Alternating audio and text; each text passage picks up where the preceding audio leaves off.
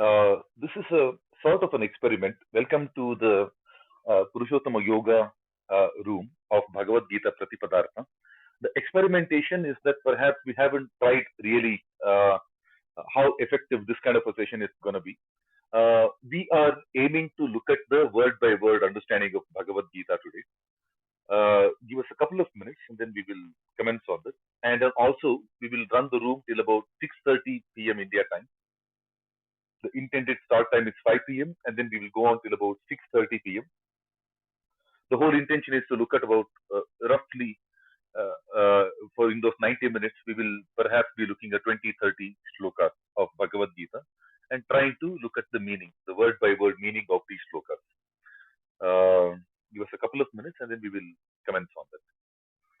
Any quick thoughts, Vijay ji, Pravina ji? Good evening, Shubhodaya, Shubhodina. Shubhadinam, Mahodaya. I think it's a wonderful initiative to help everybody understand from the first chapter. I think it is imperative that we understand Bhagavad Gita from the source language, how to break the words in Sanskritam, how to understand it in the literal sense rather than the interpretation. I think it's very, very important thing, and I'm looking forward to it. I'm sure people just need to be, uh, aware that something like this is going on, because I think we've not yet really published what we are planning to do, but thankfully, because we are going to have this record and most of them can get to speed with what's happening here, I'm sure the word of mouth will spread and a lot of people will be benefited by this initiative. Thank you so much for taking this up, Parthaji.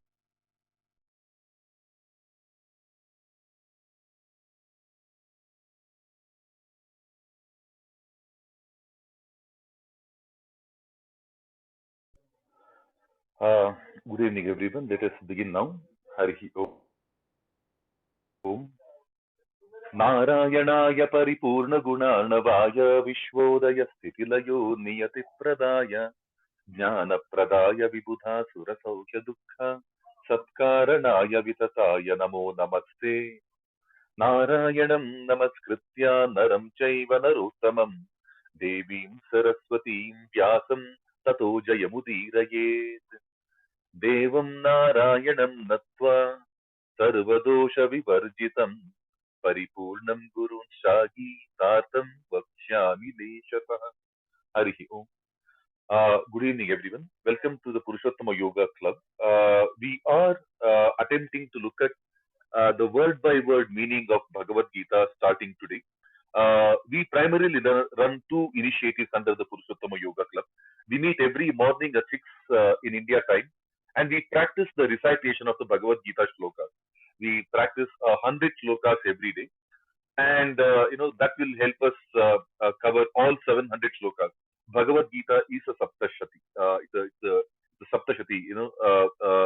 There are 700 shlokas of Bhagavad-Gita across the 18 chapters. So the best way to cover the entire 18 chapters in 1 week is target approximately 100 shlokas in a day. So we divide them by chapters. So Sundays we begin the cycle with chapters 1 and 2 and move on to chapters 3 and 4 on Mondays. Chapters 5, 6, and 7, they will add up to close to 105 slokas. We chant those three chapters on Tuesdays. Chapters 8, 9, and 10, about 106 slokas. We chant them on Wednesdays. So on and so forth. We conclude on Saturdays. Like today morning, some of you might have attended. We conclude with chapters 17 and 18, again 106 slokas on Saturdays. When we chant, many a times than not, some of the people who have been part of this, when we started this about 3 months ago, the realization is that the more clearly we chant, we do get familiar with the words. We are able to place the words very easily because most of us are familiar with the mother tongue that we speak. And Sanskrit has a lot of common words with our mother tongues because it's the mother of all our mother tongues. So we are able to look at some familiarity with the word. We may not know the word construction exactly, but we do know that this word is perhaps familiar to me. I keep using this word. So what we do is, primarily to help get better with that understanding.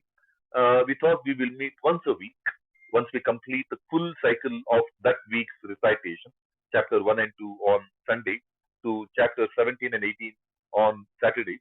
In between the different other chapters, through Monday through Friday. Once we chant all of these shlokas, we develop the familiarity, and then we meet on Saturdays at 5 in the evening to look at the Pratipadartha. We hope this is an experimentation. We hope this will be effective enough to keep our foundation strong, keep our fundamentals right in terms of the understanding of the Gita. To that extent, I have also pinned a link. There are many, many links available. There is no special reason why I have given this link on this session right now. There are many other links as well. But a few things that I would like to see when we look at the meanings of the shlokas being given. This one has done a pretty decent job of it. This website. It's a very beautifully curated website. One of the websites that I really admire, not necessarily the only. We will see how to take the materials that will come our way in terms of aiding our swadhyaya, the self-study in our adhyatma life. We will see that perhaps maybe some bit of tips coming from my side, maybe some tips coming from people like Pravina Bhagini, or Vijayji, or anybody interested in being here on the stage. We don't normally put a list of huge number of people as co-hosts to the session. Sometimes that might be a little annoying to people. Anybody interested in being up here on the stage?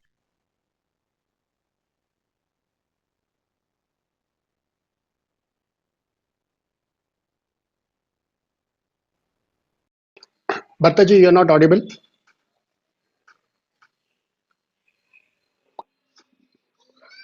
Bhattaji, you have. Hello. Ji, Bhattaji, you are now clear. Okay, give me one moment. I don't. Okay, I got a call and suddenly audio goes for a talk. Okay, apologies for this small fiasco. It does provide the basics of what we need. Please do come up with suggestions. Please do come up with thoughts to add. But we will look at the word by word meaning going forward from now. Let's look at the first sloka. Rashtra Uvacha. Dharmachet Samaveta Your voice is breaking, Bharataji. Pandavascha. You an idea of where we are and what we are looking forward to. So all of us know that Bhagavad-Gita is the discussion of a lot of very, very important concept that we need to understand for our life. But then when we look at when did Bhagavan give Bhagavad-Gita, why was Bhagavad-Gita born, and what were the questions that were asked by Arjuna, why did he ask those questions, why in a war field, a lot of very, very interesting things come up. So while Bharataji is just joining, I'll just give you an overview of what is the situation in which Bhagavad Gita was born. So the entire Mahabharata is there. In Mahabharata, we have the Bhishma Parva. Bharataji, would you like to? Am I audible now? Yes. Okay, my apologies. I think there is some bad timing. It never happens. Okay, I was just telling that this is coming in the Bhishma Parva. You can take it forward. Thank you. Fair enough. Thank you very much. Good morning, everyone. So the first sloka we will begin now. My apologies for repeated disruption. The first sloka reads like this: Dhritarashtra Uvacha Dharma Kshetre Kurukshetre Samaveta Yuyutsava Mamaka Pandavaschaiva Kima Kuruvata Sanjaya. So if you look at the link given in the website, the website link being attached to the room, there is a section. If you go to that page, you will see something called the Padacheda. This is Shloka 1.1, 1.01, whichever way we see it, right? Padacheda says, Dhritarashtraha Uvacha. Then when we bring them together, it becomes something called Dhritarashtra Uvacha. The two dots go missing. In the Shloka, Dhritarashtra Uvacha becomes Dhritarashtra Uvacha. Then Dharma Kshetre, Kuru Kshetre. Samavetaha Yuyutsavaha. Samavetaha Yuyutsavaha becomes Samaveta Yuyutsavaha. So aha go missing. In two instances we see aha, the visarga, two dots, they go missing. One in Dhritarashtra Uvacha and Samavetaha Yuyutsavaha. In both the instances, when they come to the shloka, the two dots go missing. Dhritarashtra Uvacha, Samaveta Yuyutsavaha. So Samavetaha Yuyutsavaha, Mamakaha, Pandavaha Cha. Pandavaha Cha, there is a thing, like when aha and cha normally come, it becomes cha. The aha becomes sh, like Ramaha cha, Ramashcha, Krishnaha cha, Krishnashcha. So Pandavaha cha becomes Pandavascha. Cha eva becomes chaiva. Like whenever we see eka, eka, it becomes ekaika. There is another sandhi. So Pandavaha cha, Pandavascha, Pandavascha eva, Pandavaschaiva. Okay, so there are two sandhis here. Okay, sandhi is basically the amalgamation. When two words come together, the last part of the first word and the first part of the second word, they undergo slight bit of physical transformation. Okay, so Pandavaha cha, Pandavascha eva, Pandavaschaiva, Kim Akurvata. Kim Akurvata is again coming together, but then there is no change in the sound. Kim Akurvata, Kim Akurvata. They just get added. Kim Akurvata, Samoha. We can just call it not Sandhi, just a Samoha. Like, Kim Akurvata, Sanjaya. Okay, these are the various words in the shloka. Then in that same web page, little above, we have something called the Anvaya. Anvaya means normally the prose order. Typically what happens is in Sanskrit, when the composition is done in the respective meter, the words are jumbled up. Now the beauty of the language is that even when they are jumbled up, they don't alter the meaning. But to get a better appreciation of how the language might sound in a spoken basis, we end up putting the same words in the Anvaya, because that will enhance our understanding. Anvaya is basically the prose order. How a prose might sound. The same set of words given in the shloka, if they are put into a sentence, if they are put into a prose order, how do they sound? So Anvaya here, this website says, Dhritarashtra Uvacha or Dhritarashtra Uvacha, Hey Sanjaya. So Sanjaya is the last word, but that is the Sambodhana. That is like Hey Sanjaya. Hey Sanjaya, Dharma Kshetre Kurukshetre, Samavetaha Yuyutsavaha, Mamakaha Pandavaha cha eva, Kim Akurvata. We might somehow get the meaning. Hey Sanjaya, O Sanjaya, Dharma Kshetre Kurukshetre. In the Dharma Kshetra and in the Kurukshetra. Samavetaha, gathered. Like, people have come together. Yuyutsavaha. Yuyutsavaha is again a very beautiful word. Yodhum Ichuhu. Like, person who likes to fight. Yuyutsavaha, multiple of them. Yuyutsavaha is multiple, Bahuvachana of them. Like, many people who have gathered, who are eager to fight. Yuyutsavaha, Mamakaha, my people. Pandavaha, Pandu's sons. Cha eva, also, and also. Okay. Kim Akurvata, what did they do? Okay, that is the basic meaning. When we look at it at the forefront of it, it only talks about a very basic level of inquiry. This is the first shloka of Bhagavad-Gita. And when the Bhagavad-Gita begins, the king, Dhritarashtra, is inquiring Sanjaya, who has the divine vision to observe and notice the war. And he is asking him, Sanjaya, help me understand, in Dharma Kshetra, or a Kshetra, Kshetra is a field, right? It can be understood in different ways, again, all these words. Dharma, Dharma Kshetra, a field of Dharma. Kurukshetra, in the field of duty. Kuru is basically, we know that there is a physical place called Kurukshetra, but Kuru also means Kuru, like, do, Karo. Karo is very similar to Kuru in Sanskrit, Karo in Hindi, Madu in Kannada, Pannu in Tamil, Kuru, in Sanskrit, do. The kshetra of do, which means a kshetra, a field where somebody performs. Or that kshetra can also be the kshetra, the field of the Kaurava, the Kuru dynasty, or the physical place called the Kurukshetra. We can somehow look at it in multiple different ways. Some aveta, some is a very beautiful word, right? Some skritam, samyak skritam, okay, samyak Gita. Right? There is a difference between Gita and Sangita, right? So whenever we add some, it's an indication of a expression called samyak, very nicely. Some aveta, very nicely gathered. Now we don't know how to really express that in English. This is where some of these become non-translatable. Yuyutsava, people who are willing to fight, people who are eager to warmongering. Again, warmongering can be having a little negative connotation, but yeah.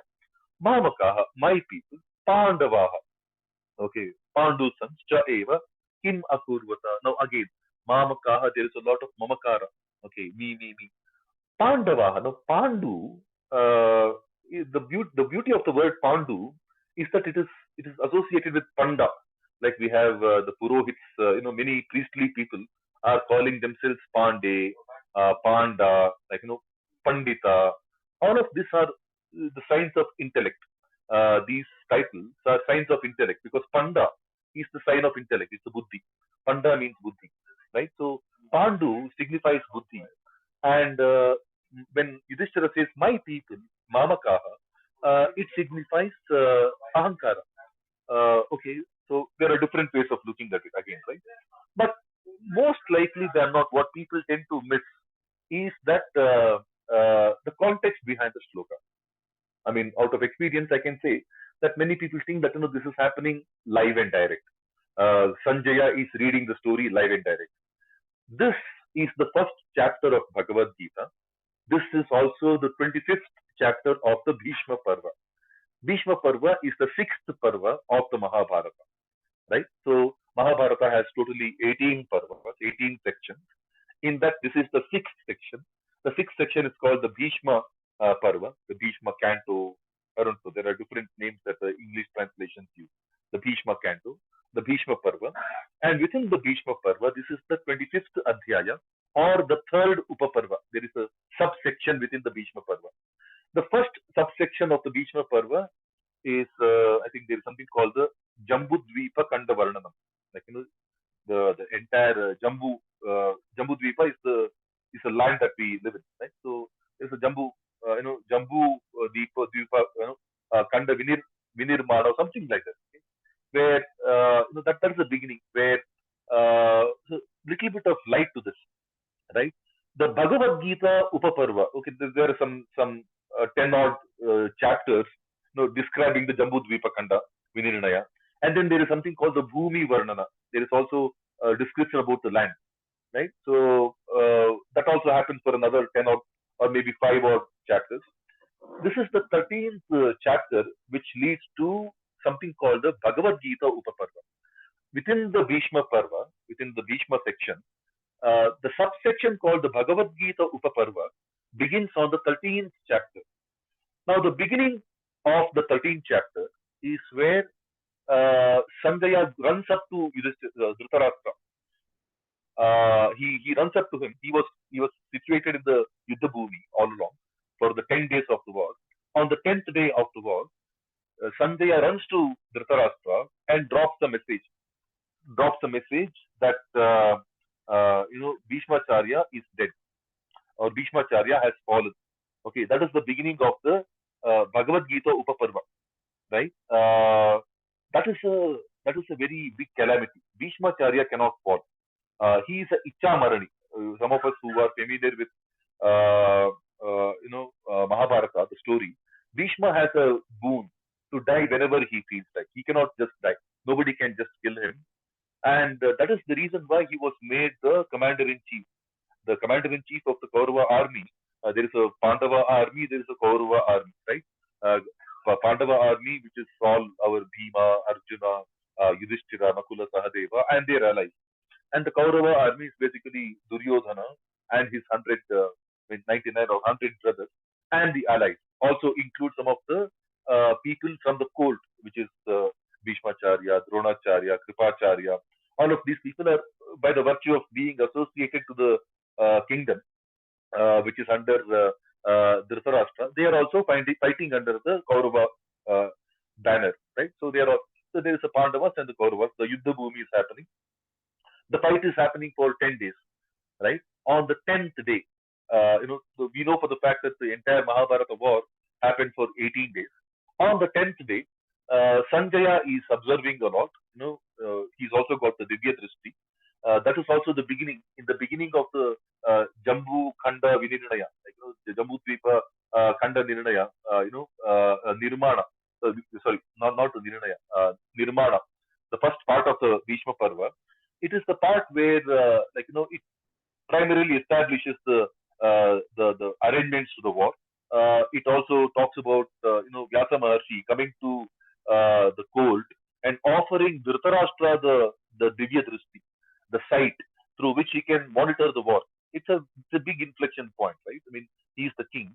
He might obviously be interested in the day-to-day affairs, and Dhritarashtra refuses the offer and then says, give this Divya Drishti to Sanjaya. And Sanjaya has got to Divya Drishti, and he's also in the battlefield.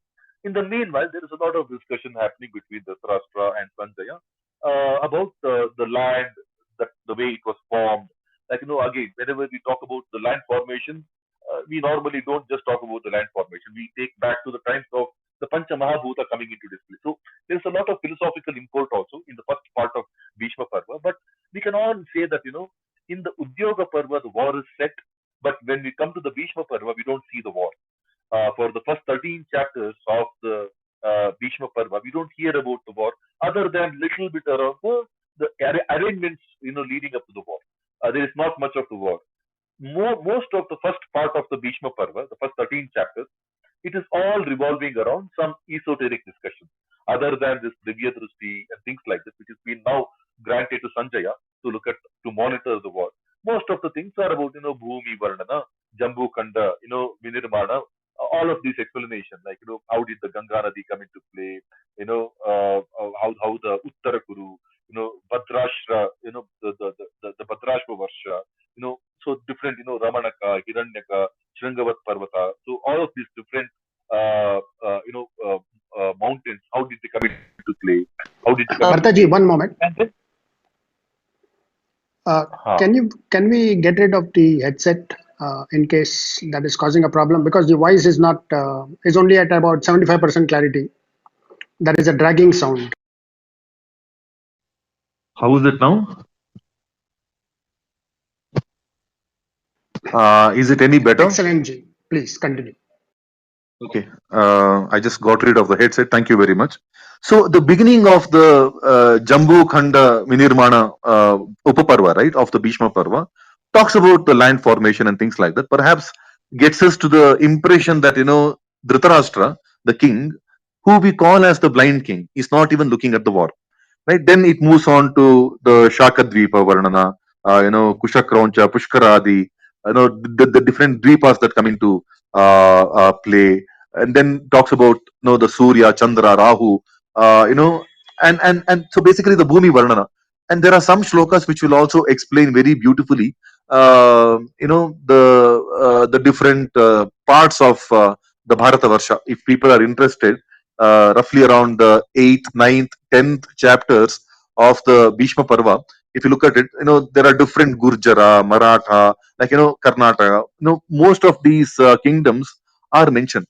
Now, the Dhritarashtra, the blind king, right? Dhritarashtra is basically one who's got the status quo, right? Dhriti is basically the happy feeling, the status quo feeling. We can somehow associate with the inertia, and then ahankara, mamakaha, the word he uses is mamakaha, right? We can somehow understand there is a lot of ahankara, there is a lot of inertia. Like, the blind king is not even, he's staying aloof to what's happening to the war. He's getting to some different tangent altogether in terms of the way he's discussing with, Sanjaya. Suddenly, we come to the 13th Adhyaya. There, the scene is that, Sanjaya runs up to Dhritarashtra and announces Sanjayoham Maharaja, like, Namaste Bharatarshava, like, he's introducing himself. And then first thing that he says is, Hato Bhishmaha Shantanavaha. Shantanava, the Shantanu Putra, Bhishmaha, Hataha, he's dead. Bharatanam Pitamaha. He doesn't give any, scope for misinterpretation, right? Directly says, Bharatanam Pitamaha. Okay, the grandsire of the Bharatavarsha, of the Bharata Kula. Okay, Bhishma. Okay, Shantanava. Okay, he's hataha, he's dead. Uh, the kind of expressions that come is even better, right? I mean, we know Bhishma is infallible. Okay, the entire Bhagavad-Gita is happening in the Bhagavad-Gita Upaparva, which is happening in the Bhishma Parva, is primarily because the inertia has been shaken, right? Shaken up very big time, like, massively. Inertia, the way we understand inertia, right? In the state, every body continues to be in a state of rest. The Newton's first law of motion, I think, or everybody continues to be in the state of rest or uniform motion unless compelled by an external force to act otherwise, right? That is the continued state of motion or rest. That is the inertia. When we run, we find it difficult to put the brakes and come to a standstill, right? It takes a little bit of jerk and brake and to come back to standstill. And when we are so when we start from stability to run a 100-meter dash, we can't sprint from the word go. The acceleration takes some time, and the acceleration also takes some time to come to zero, right? Deceleration also takes some time. So that's the first law, right? Newton's inertia. It's called the inertia. Whatever is in the state of rest or in a continued state of motion will have to experience a external force, okay, to be compelled to act otherwise, to come back to. So he's explaining, Sanjay is explaining that some of the expressions is very beautiful, like nahato jamadagnyena, like the Bhishmacharya, the Bharatanam Pitamaha, this Bhishmacharya could not be brought down by Jamadagnya. Parashurama, sage, Maharshi Parashurama, who's also Jamadagni's son, right? Jamadagnya, he's called. Nahataha Jamadagnyena Sahataha Adya Shikandina. I mean, it can't get more contrasting than this. Somebody who's infallible, who can never be brought down, the kind of change that has come up, right? The kind of unexpected outcome that has come up is that the guy who could not be brought down by Parashurama has been brought down today, has been killed today. Sahataha Adya Shikandina, Sahatodya Shikandina. Like, he's been brought down by who? Shikandi, of all the people. So, like, this is the entire Bhishma Parva to begin with, right? While it is definitely the beginning of the war, this is where we get to see the war. This is the first time we get to hear about the actual happenings in the war. Until then, we are zero in terms of what the war is. We are completely aloof when we read Mahabharata, when we study Mahabharata.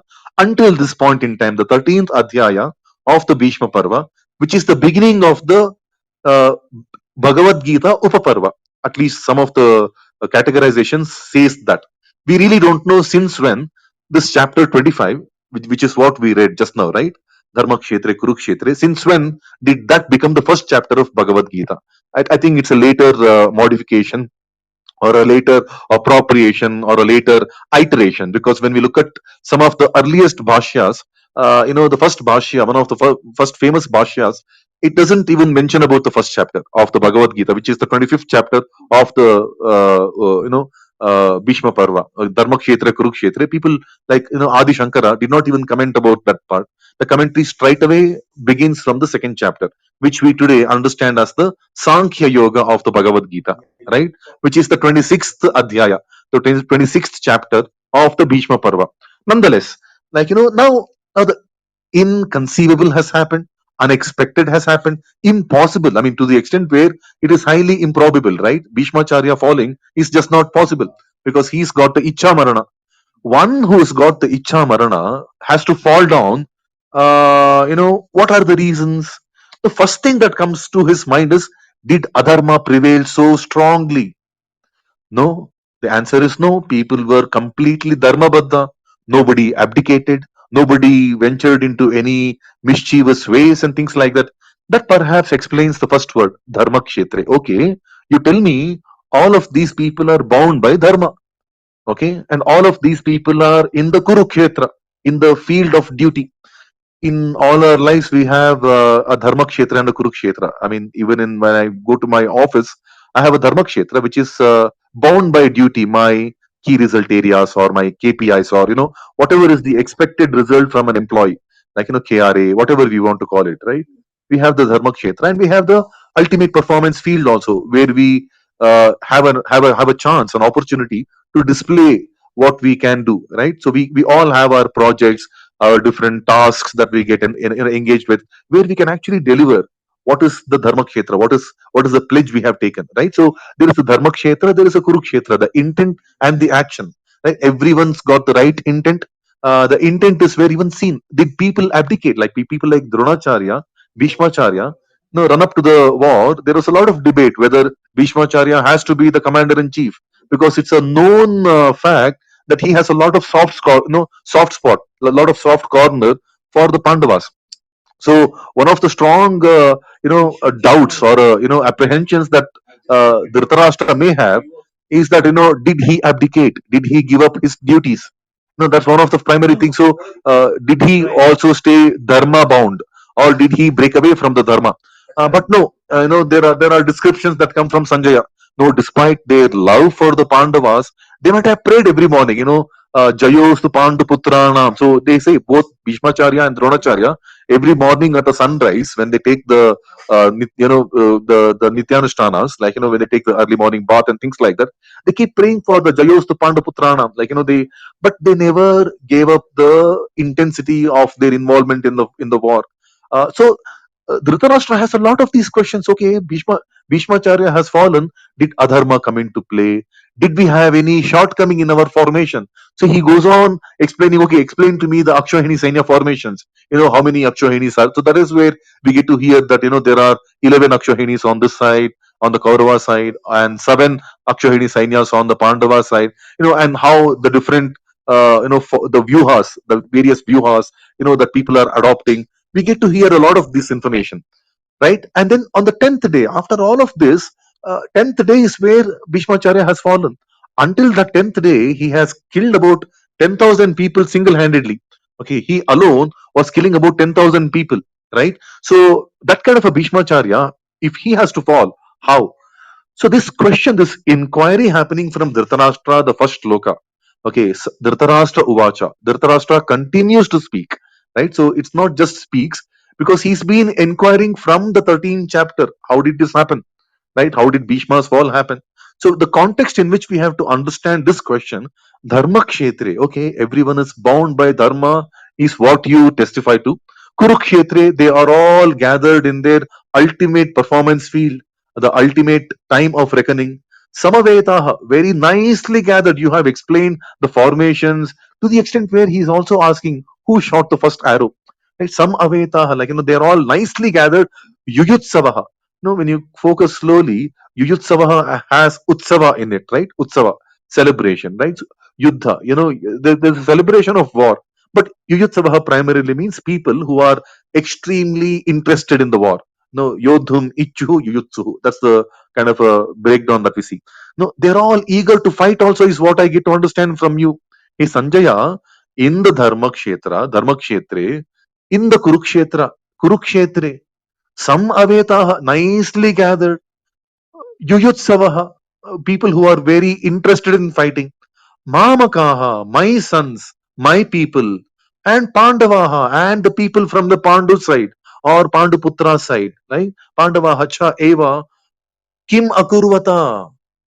What did they do is the literal meaning, but the implied meaning could be, what did they do, dot, dot, dot, within brackets, that Bhishmacharya fell, right? The whole moot question leading to this part, okay, the core moot question within Dhritarashtra has been, how did he die? Because that is the unexpected. That is the biggest worry, right? That was never bound to happen. And then we also see the kind of character Sanjaya is, right? In the narrative, in the run up to the narrative, there are very nice, interesting, pieces that we get to see. At one point in time, forget about Arjuna Vishada, the BC. At one point in time, Yudhishthira gets a Vishada. Yudhishthira gets into some kind of a worry. Is it worthwhile for us to proceed into the war? Should we cancel the war? Right. So many people tend to believe that, is the Dhritarashtra asking this question with a remote hope that they will cancel the war, or did they really fight, or was there any remote chances that the fight could be avoided? No, this is that when he is asking this question, this is the 10th day of the war. There is no way the war could be averted, right? The war is happening. In fact, much before that, much before the first day of the war, a couple of days into that, around 15th, 16th adhyaya of the Bhishma Parva, we get to see that Yudhishthira is worried. At that time, the guy who becomes the central discussion point in Bhagavad-Gita, Arjuna is giving reassurances to Yudhishthira. Arjuna is describing the abilities that he carries and Bhima carries together. Just between them, they can annihilate the entire Kaurava army. Right? There is a lot of confidence building happening from there. Then Sanjaya also narrates a point, that Arjuna goes down to Durga Devi and he's blessed with Durga Devi's blessings. This happens somewhere around the 22nd, 23rd adhyaya of the same Bhishma Parva, which is already in the Bhagavad-Gita Upaparva, right? And then when the Devi blesses Arjuna, right? Sanjaya's descriptions are very, very nice. He says that yatra dharmo dhritisha, kanti, yatra hri strihi tatha matihi. Okay, yato dharmas tatah krishna, yato krishna tato jaya. Jaya is also the title to Mahabharata, right? Wherever there is this Devi blessings, wherever there is dharma, wherever there is dhriti, kanti, hri, this is all Devi qualities. Hri, mati, dharma, wherever there is dharma, there will be Krishna, and wherever there is Krishna, there will be victory. And this yato Krishna tato jayaha comes multiple times. Once Sanjaya is explaining around the 23rd chapter, once Arjuna is telling in his reassurance speech to Dhritarashtra to why they should continue into the war, he also mentions the same thing. Wherever there is Krishna, don't worry, you have my strength, you have Bhima's strength, more importantly we have Vasudeva Krishna, right? Shri Krishna, Lord Krishna, Shri Krishna himself. Because whenever we see Krishna, there are two Krishnas at play constantly throughout wherever we discuss. There is a Vasudeva Krishna, which is a Varshneya, which is that Gopi Nandana, and there is Vashishta Krishna, son of Vashishta, Krishna Dvaipayana. So he is also a Krishna, right? He's also, his name also has Dvaipayana Krishna. He is so he's also a Krishna. But nonetheless, wherever there is Krishna, there is victory. Wherever there is Vasudeva Krishna, there is victory. Right? In all this backdrop is where we have to look at that final inquiry coming from Dhritarashtra, which is what we see in the first chapter of today. We understand Bhagavad-Gita as, Dhritarashtra Uvacha. Dhritarashtra spoke, Dharma Kshetre Kurukshetre, everyone bound by dharma and everyone in their ultimate performance field, Kurukshetre. Samaveta, very nicely gathered, Yuyutsavaha, okay, the enthusiastic warriors. Mamakaha, on my side, and Pandavahacha, on Pandu's son's side or Pandu's side also, only. Kim Akurvata, what did they do that Bhishmacharya fell? Right? This is the primary question. How did Bhishmacharya fall? Now, that is where we get to see the narrative. So, this is something that we need to bear in mind. This is not the first day. The shloka is not happening in the first day. This is happening in the 10th day. The core inquiry is about Bhishmacharya's fall because he holds a lot of significance. And then lot of words being spoken. Dharma Kshetre. Everyone in the war is bound by Dharma. Kurukshetre, everyone in the war is pledged themselves to the performance. Kuru, to do it nicely. Right? And Samavetaha, very nicely gathered. Yuyutsavaha, these words describe that, people are very seriously into the war. There is no flinching back, right? So that is something that comes out. Kimakurvata, what did they do is primarily Kimakurvata that Bhishmacharya fell. ... That Bhishmacharya fell has to be implied here. Okay. So then we will see Sanjaya Uvacha. In the same link that we have, we can quickly see what does the next, when we click on next on top. So Sanjaya Uvacha. I'll quickly read out. Sanjaya Uvacha. Drishtva tu Pandavanikam Vyudham Duryodhanastada Acharyam Upasangamya Raja Vachanam Abravit. Okay, so let's see. We come down Padacheda. There is some section called the Padacheda. It says Sanjayaha Uvacha. So Sanjayaha Uvacha, again the Visarga, the two dot, go missing in the shloka. In the shloka we only see Sanjaya Uvacha, right? So aha, it goes missing. That's a Sandhi. It's called the Visarga Lopa Sandhi. We may not need to remember it now, but yeah, it's a Sandhi happening. So Drishtva tu Pandava Anikam Vyudham. Duryodhana tada acharyam upasangamya raja vachanam abravit. Right? When we see this kind of a breakdown, we can see the words very clearly.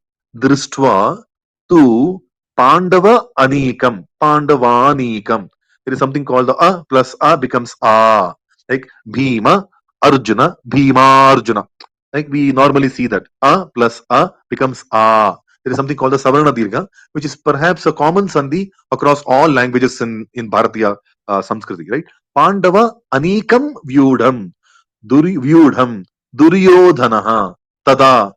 Okay, Duryodhanaha tada becomes Duryodhanas tada. In the shloka, you will see that no Duryodhanaha tada is basically read out as Duryodhanas tada. So Visarga, we saw Visargaha plus cha becomes like Ramaha cha Ramascha. Like we saw that. Like in the previous shloka, we saw that Pandavaha cha Pandavascha. Like sha, it becomes sha. Now here it is like namaha te becomes namaste, right? We have a very common word called namaste. Namaste is basically namaha te or te namaha. To you I bow down. Like namaha te. Te namaha is namaha te. Namaha te becomes that visarga aha becomes s in front of ta. Ta is the sound, right? Tada, like ta. Visarga ends up being s, sa, like s, like So Duryodhanaha tada is Duryodhanas tada. Acharyam upasangamya is Acharyam upasangamya. There is no sandhi, it's just a samuha. And u becomes mu. Acharyam u, acharyamu. Okay. Acharyam upasangamya, Acharyam upasangamya, Raja vachanam abravit, vachanam abravit. Right? These are the words. Now, when we want to look into the prose order, how does that sound when we put them into the prose order? It says Sanjaya Uvacha, okay, Sanjaya speaks, Tada tu Raja Duryodhanaha Pandavanam Pandava Anikam Vyudham Društva. We can call it, I mean, I would like to read it as Pandava Anikam Vyudham Društva Acharyam Upasangamya in bracket idam Vachanam Abravit. Okay. Tada means thereafter. If you come to the same website, on the top there is something called the dictionary. If you click on the dictionary, Tadatu primarily means then, tu means then, Raja, the prince or the king. The Raja cannot be Sambodhana because it has to be Rajan. Okay, but Raja Duryodhana, the king to be Duryodhana, okay, Vyudham, the formation, the arrayed in battle order. That's what this website says. But Vyudham is basically the formation. Formation of the Pandava Anikam, the army of the Pandavas. Drishtva, having seen, Dekhar, Nodida Nantara, like Dekhar, Acharyam, Acharyarannu, Acharyuko, to Acharya. The Acharya to means basically that Acharya is the object. Acharyam Upasangamya. Upa is basically another Upasarga. Sangamya. Sangha is basically going near, right? Having approached the Acharya. Idam Vachanam Abravit. These words he spoke. Basically, Sanjaya, immediate reaction from Sanjaya. Hey, Dhritarashtra, hey, Raja. Okay, Tadatu. Okay, thereafter, the first instance, right? This is all the beginning, the first day's description. Prior to this, the formation is described.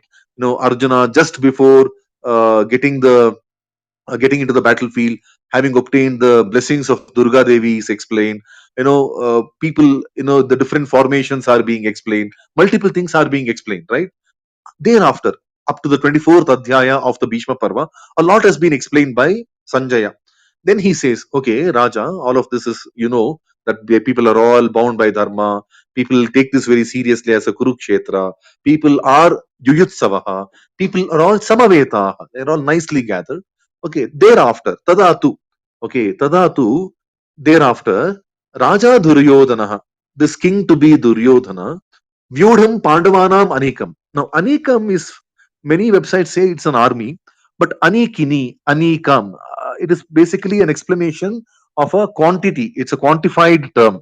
It basically means it's 1/10 of a Akshohini. If we can quickly do a Google check for Akshohini, we will see the table. AKSH, Akshohini Sena. Okay, you will see many tables available. Uh, we will see there are many images also. Tut, tut, tut, tut. Okay, so I mean, if you can quickly do a Google check, I'm unable to bring in any web link which can bring this. But basically, Akshohini Sainya means there are about a lakh, a lakh 93, so a lakh plus about 9,000 odd soldiers, about 65,000 horses, about 21,000 or close to 22,000 chariots, about 22,000 elephants, and that is basically the Chaturvyuha, right? The four field formation, like the four things, which is basically the elephants, the chariots, the horses, and the foot soldiers. These four put together will give us the idea about what the army is. Uh, Akshoheni means in one Akshoheni we are bound to see about 22,000 elephants and 22,000 chariots and about 65,000 horses and about a lakh 10,000 worth of soldiers. Okay, this is Akshoheni. Anika is basically 1/10 of it. Okay, so instead of 22,000 chariots and elephants, it basically 2,200 elephants and about 2,200 chariots. Precisely, it's 2,187 elephants and 2,187 chariots. Anyone looks into the Google, quickly do a check on Akshohini Saina in Mahabharata, you will see this tabular descriptions, right? So Anikini is 1/10 of an Akshohini. Now imagine, right? So he's giving a very measured response. Like it's not just a random response. Sanjaya, it also gives us an indication of the character that Sanjaya is. Remember in the 13th Adhyaya, when he drops the news of Bhishmacharya's fall, he doesn't give any scope for doubt.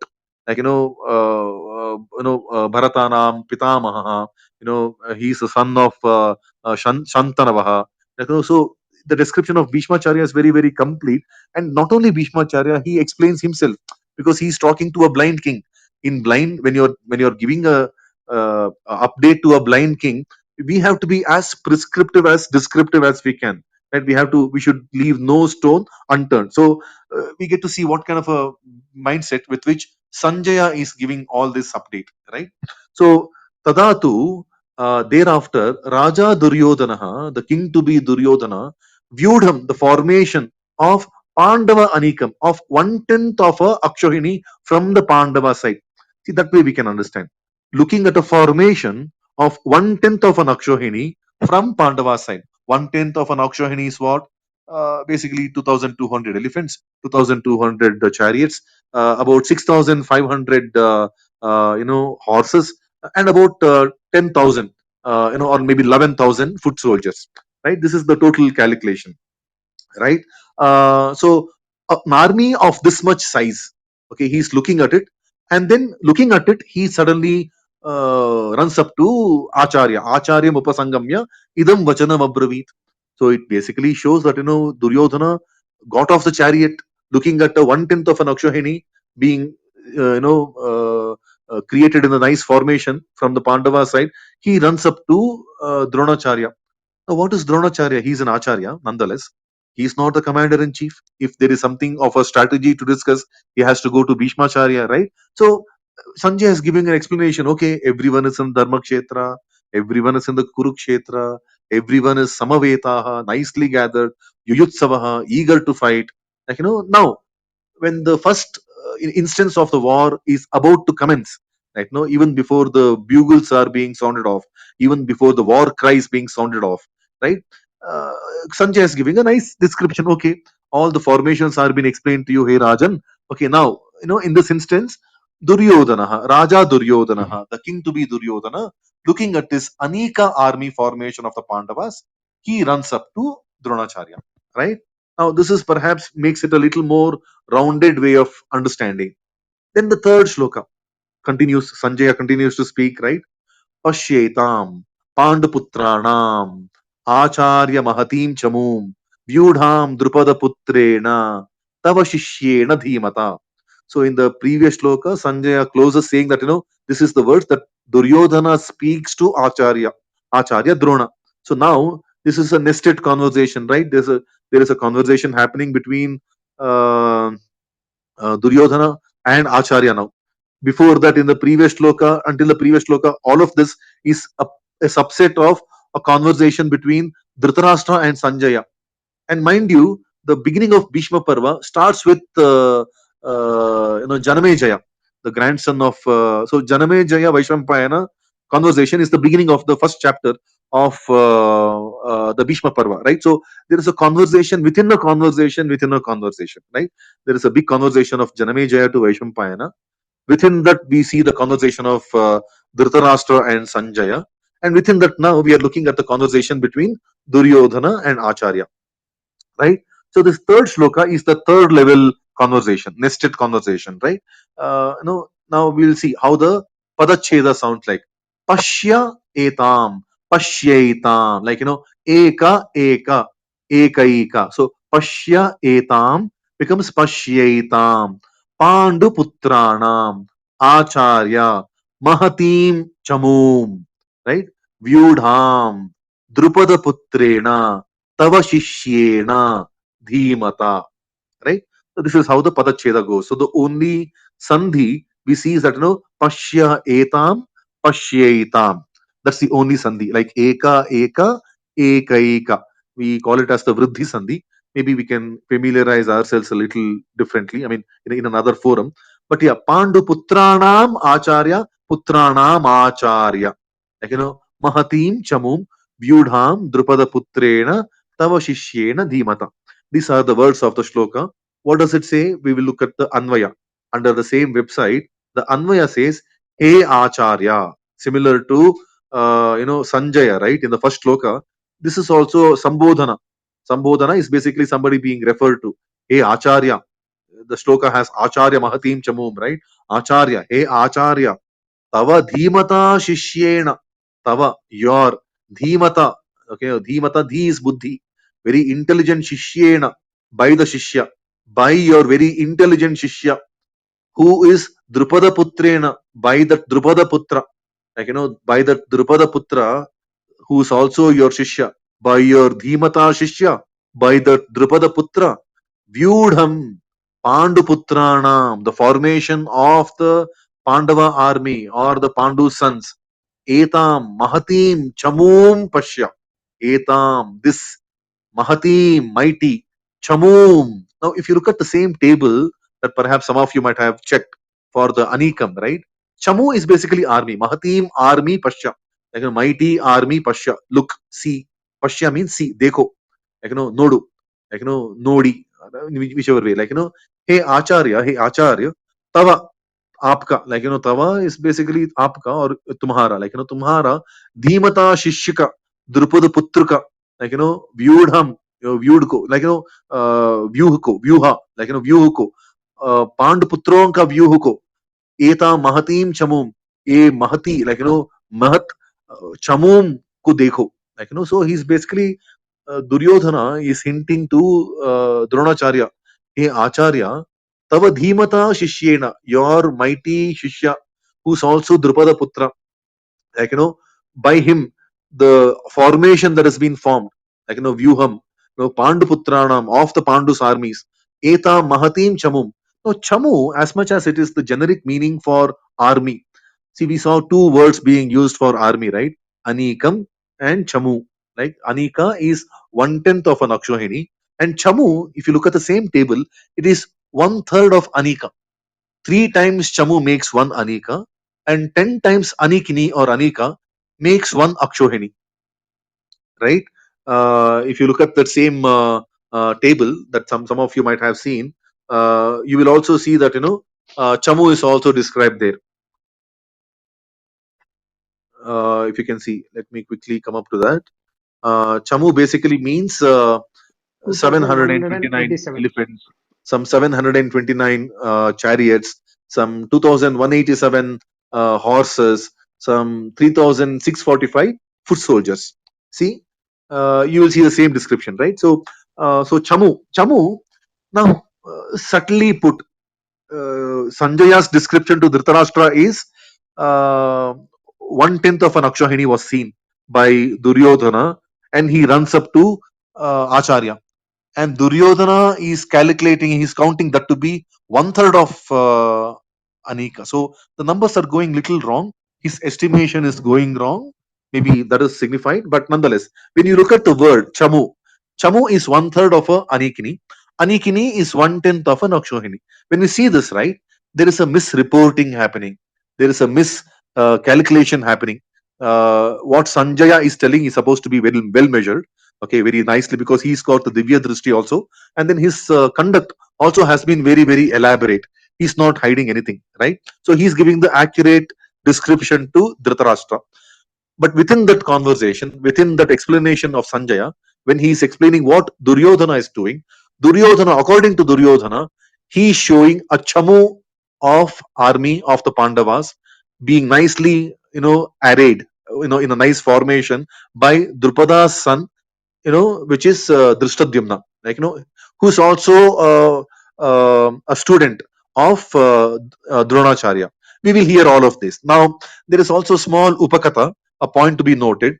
Basically, he's taunting, right? I mean, when people understand the importance of Drupada Putra in the life of Dronacharya, Drupada got a son in the yajna to kill Dronacharya. They were best of friends because of some animosity that, once Dronacharya came to his kingdom, he was ill treated. So Dronacharya took up the job of training the Hastinapur people, like, all the Pandavas and Kauravas, primarily to create his own strength, like, and through his students, which is Arjuna, Duryodhana, all of these people together, he fights Drupada, the Drupada kingdom, and he defeats him and takes away half his kingdom. So half of the Drupada kingdom is with the Kauravas right now, by the virtue of that being annexed to or won over by Dronacharya, right? So there is some story. And after losing half the kingdom to Dronacharya, Drupada wants to avenge that defeat, right? So he wants to take a revenge on that. So that is where he performs the yaga, and that is where we see the birth of Drishtadyumna and Draupadi and things like that. So Drupada Putrena, the reminder of Drupada Putrena by Duryodhana, perhaps is hinting at the fate. I mean, after that, yaga, after getting the son, a lot of things have changed, right? There's a lot of goodwill being developed between the two sides. Like, Draupadi gets married to this side. Now, look at the fate again. That girl was kind of, insulted. The same girl who was born out of the yajna, was insulted by the Kauravas, after the Dyuta Krida. So, look at the way the turn of events have taken shape, right? All of this is pointing towards to one thing, an external force to act otherwise. Like, inertia, the only way the inertia can be broken is by a lot of external force to act otherwise. Now see the providence, the way everything is falling in place. Look, the guy who was born from an ajna to kill you, Drupada Putrena, Tava Shishyena, the guy who you trained. I mean, that there's a lot of goodwill happening at that time, right? When the training of Drishtadyumna happened under Dronacharya in the same Gurukula where all of these people also grew up, right? Pandavas and Kauravas and all. There's a lot of patching up happened during that time. So he himself has trained him. Your Shishya, Tava Shishyena, Tava Dhimata Shishyena. You have trained him so very well. He's a Dhimata. Dhi is Buddhi. He's a very intelligent guy. Dhimata. So look at the formation. So a couple of things, right? One is the act of providence, and then another thing is that the numbers are going a little awry, the iffy. Like, the Anika is now looked upon by Duryodhana as a chamu, one third of the size. So numbers are also going a little disproportional. Like, when we are in distress, when things go wrong, one of the clear signs is we are unable to get the sense of proportion right. Now we lose the sense of proportion very badly, and this is exactly what is being described here. Very, very quantified updates, and then beautifully, like, describing by Sanjay very subtly that the sense of proportion is gone wrong, right? So that is the third shloka. We will see tava shishyena dhimata. Now next, when we click on next on the same web page, we will see the next. Atra shura maheshwasa bhimarjuna samayudhi yuyudhano viratascha drupadascha maharatha. Now, this is all again continued conversation between Duryodhana and Dronacharya. Not a conversation. This is basically a monologue by Duryodhana. But we know he has approached Dronacharya in this monologue. So he's telling all of this in front of Dronacharya is something that we need to bear in mind. That continued, that inverted comma, the quote unquote, right? The quote is kept open. So this is all Duryodhana's words. What does he say? Let's look at the Padacheda. Atra shuraha maha ishu asaha. So shuraha maha shura maha. So aha, that visarga goes missing. Okay, atra shura maheshwasa. Maha ishu maheshu. Maha ishu maheshu. Maheshu asaha maheshwasaha. So, like, Maha Isha becomes Mahesha, right? Maha Ishu also becomes Maheshu, right? Maha Ishu, the mighty arrow. Asaha, the one who can send them, the one who can deliver them. Asaha. Maha Ishu Asaha, basically the mighty archers, like mighty archers, people who can, send the mighty arrows. Bhima Arjuna Samaha Yudhi. Bhima and Arjuna, Bhima Arjuna, right? Bhima Arjuna Samaha, who are equivalent to both Bhima and Arjuna. Yudhi, okay, the warriors. Okay, Yuyudhanaha, Virataha, Cha Drupadaha, Cha Maharathaha. Okay, this is how the meaning can so come. Yuyudhanaha, Yuyudhan, Virataha, Virata, the king of Virat, Drupadaha, okay, the father of Drishtadyumna, the Drupada Raja, Drupadaha, Cha Maharataha. They are the Maharathis. The Maharathi is also somebody who is capable of easily marshalling one Akshohini. He can easily, a Maharathi can easily manage the entire pack of a lakh worth of foot soldiers, about 65,000 horses, about 28,000 elephants, and 28,000 or 27,000 chariots. So this entire pack, the Chaturvyuha pack, right, can be easily managed by one Maharathi. Okay, that's the definition. So basically, when we look at the interpretation, right, very direct interpretation. Atra shuraha. So when we see the Anvaya, now, Anvaya can only be a part Anvaya here because it's a continued dialogue, right? So it says Anvaya of this shloka will be completed in the next shloka. Okay, but nonetheless, Atra here, Maha Ishu Asaha. Okay, the mighty arrow deliverers or the mighty archer, like Yudhi, the warriors. Bhima Arjuna Samaha, equivalent to Bhima and Arjuna in their might. Shuraha, the brave people. Like, when we look into the dictionary, you'll be able to see the word by word meaning as well. Okay, no, Shuraha, the heroes. Yuyudhana is one of the names, like, who fought for the Pandava side. Yuyudhan. Virataha. Okay, Virataha is again name of a king fighting on the side of the Pandavas. Like, Maharataha, one having a great car. Maharataha. So, Maharatha, also Maharatha, who's got a very big chariot, right? That's also. But Maharathi, Atirata Maharatha, can also be somebody who can manage the Akshohini Sena by himself. Drupadaha. Drupadaha is basically the king Drupada, the king of Panchala Desha, and the father of Draupadi, Cha, and, right? So this is the breakdown. Basically, he's describing, look at, so why did he jump off the chariot? Why did he go to Dronacharya? Why is he now looking at everyone to be equivalent to Bhima Arjuna? Because Bhima Arjuna, when I explained that small thing about the Bhagavad-Gita Upaparva, right?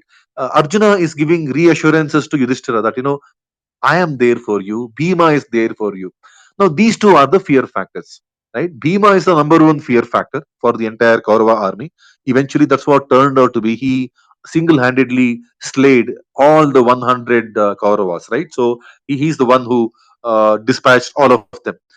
Bhima is a mighty guy. I mean, when we look at the stories of Aranya, the Vanaparva and all, he was the source of strength. When they had to run away from the Lakshagriha, to that Bakasura Vada stories.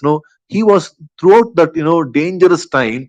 He was carrying all the five of them, like Kunti and four of his brothers on his shoulders and transporting them. So he's a very mighty guy, and then there are many other instances where Bhima has played a very important role. In slaying multiple different people, and Arjuna's prowess is also very well known throughout Mahabharata. So these two are very mighty. But now for Duryodhana, everyone is seemingly worth of Bhimarjuna. Okay, now that is a little bit of exaggeration. There is nobody who can come to the worth of Bhima and Arjuna. But so what does that signify? We don't know. Is that the play of nerves? We don't know, right? But Sanjay is giving this update to Dhritarashtra. So this is something that we need to bear in mind when we are hearing that Duryodhana is telling Dronacharya, look at all these people, Yuyudhana, Virata, Drupadaha, Sarve Maharataha, like Bhimarjuna Samayudhi Maharataha, like they are all equivalent to Bhima and Arjuna. So this is the kind of a explanation coming from Duryodhana. Does it signify jittery kind of a state in his mind? Maybe. We will see that later. Okay, but this is what it means. Okay, so when we look at the shloka meaning also within the same side, here in this mighty army of the Pandavas, heroes and great bowmen who are equal in battle to Bhima and Arjuna are are are here, like Yuyudhana, Virata, and Drupada. So this is a very simple shloka. We will quickly run up to the next one. Next one again is a continuation, right? So not just Yuyudhana, Virata, and Drupada. These are all the old people. They're all in the next generation, the higher generation people.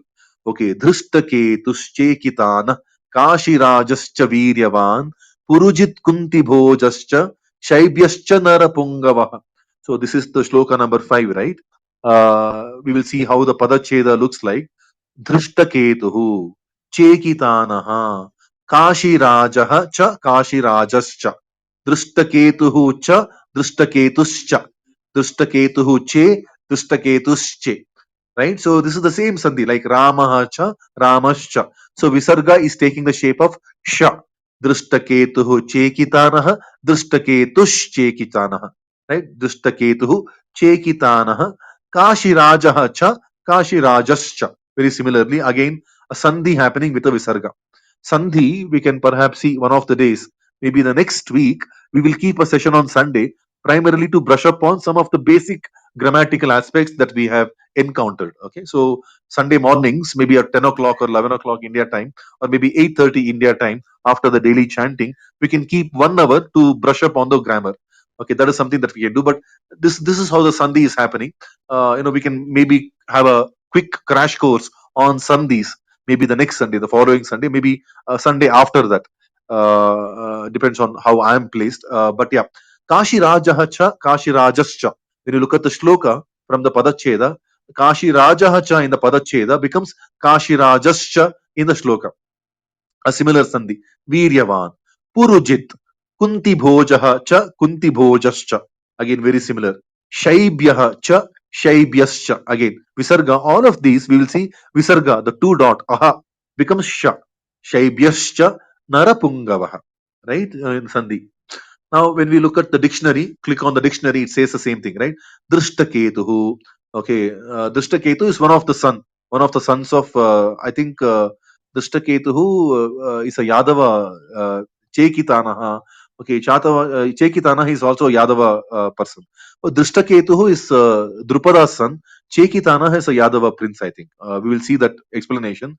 Viryavan, they are all valiant. Okay, Kashi Rajaha cha.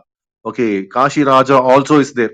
Now, interestingly, there are 2 Kashi Rajas. Interestingly, One of them is Duryodhana's mama, father-in-law, and one of them is Bhima's father-in-law. And Kashi also has two parts, right? There are two ends of Kashi Raja. We will see these descriptions, they come in Karna Parva, in the Shalya Parva. All of these names are explained later in the Mahabharata. Kashi Raja also, Purujit is also there, Kunti Bhoja is also there. Kunti Bhoja is also a king. Like, Purujit is also a conqueror of Puru. Again, one more king, one more prince. Narapungava. Pungava is basically the bull, right? Pungava, the top guy among the men. Narapungava, Naranam Pungava. Shouldn't say bull among men, but we should say somebody who's foremost among men. Like, he is foremost among men. Yeah, that's the description given. They're all great men. Shaibhya.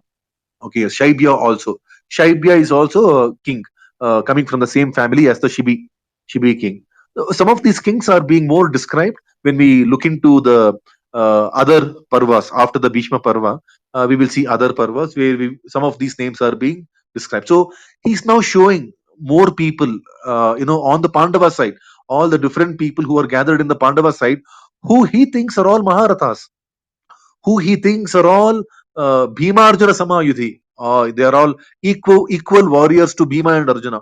Who are the type of people? Drishtaketu, Chekitana, Kashi Raja, Purujit, Kunti Bhoja, Shaibhya, right?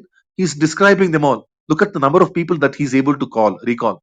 Right now, he described Yuyudhana, Virata, Drupada, Drishtaketu, Chekitana, Kashi Raja, Purujit, Kunti Bhoja, Shaibhya. 9 names he's taken so far.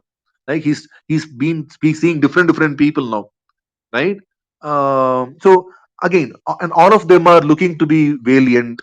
Mahaishwasaha, they're all looking very valiant for Duryodhana right now, right? He continues. Yudha Manyuscha Vikranta. This is shloka number 6.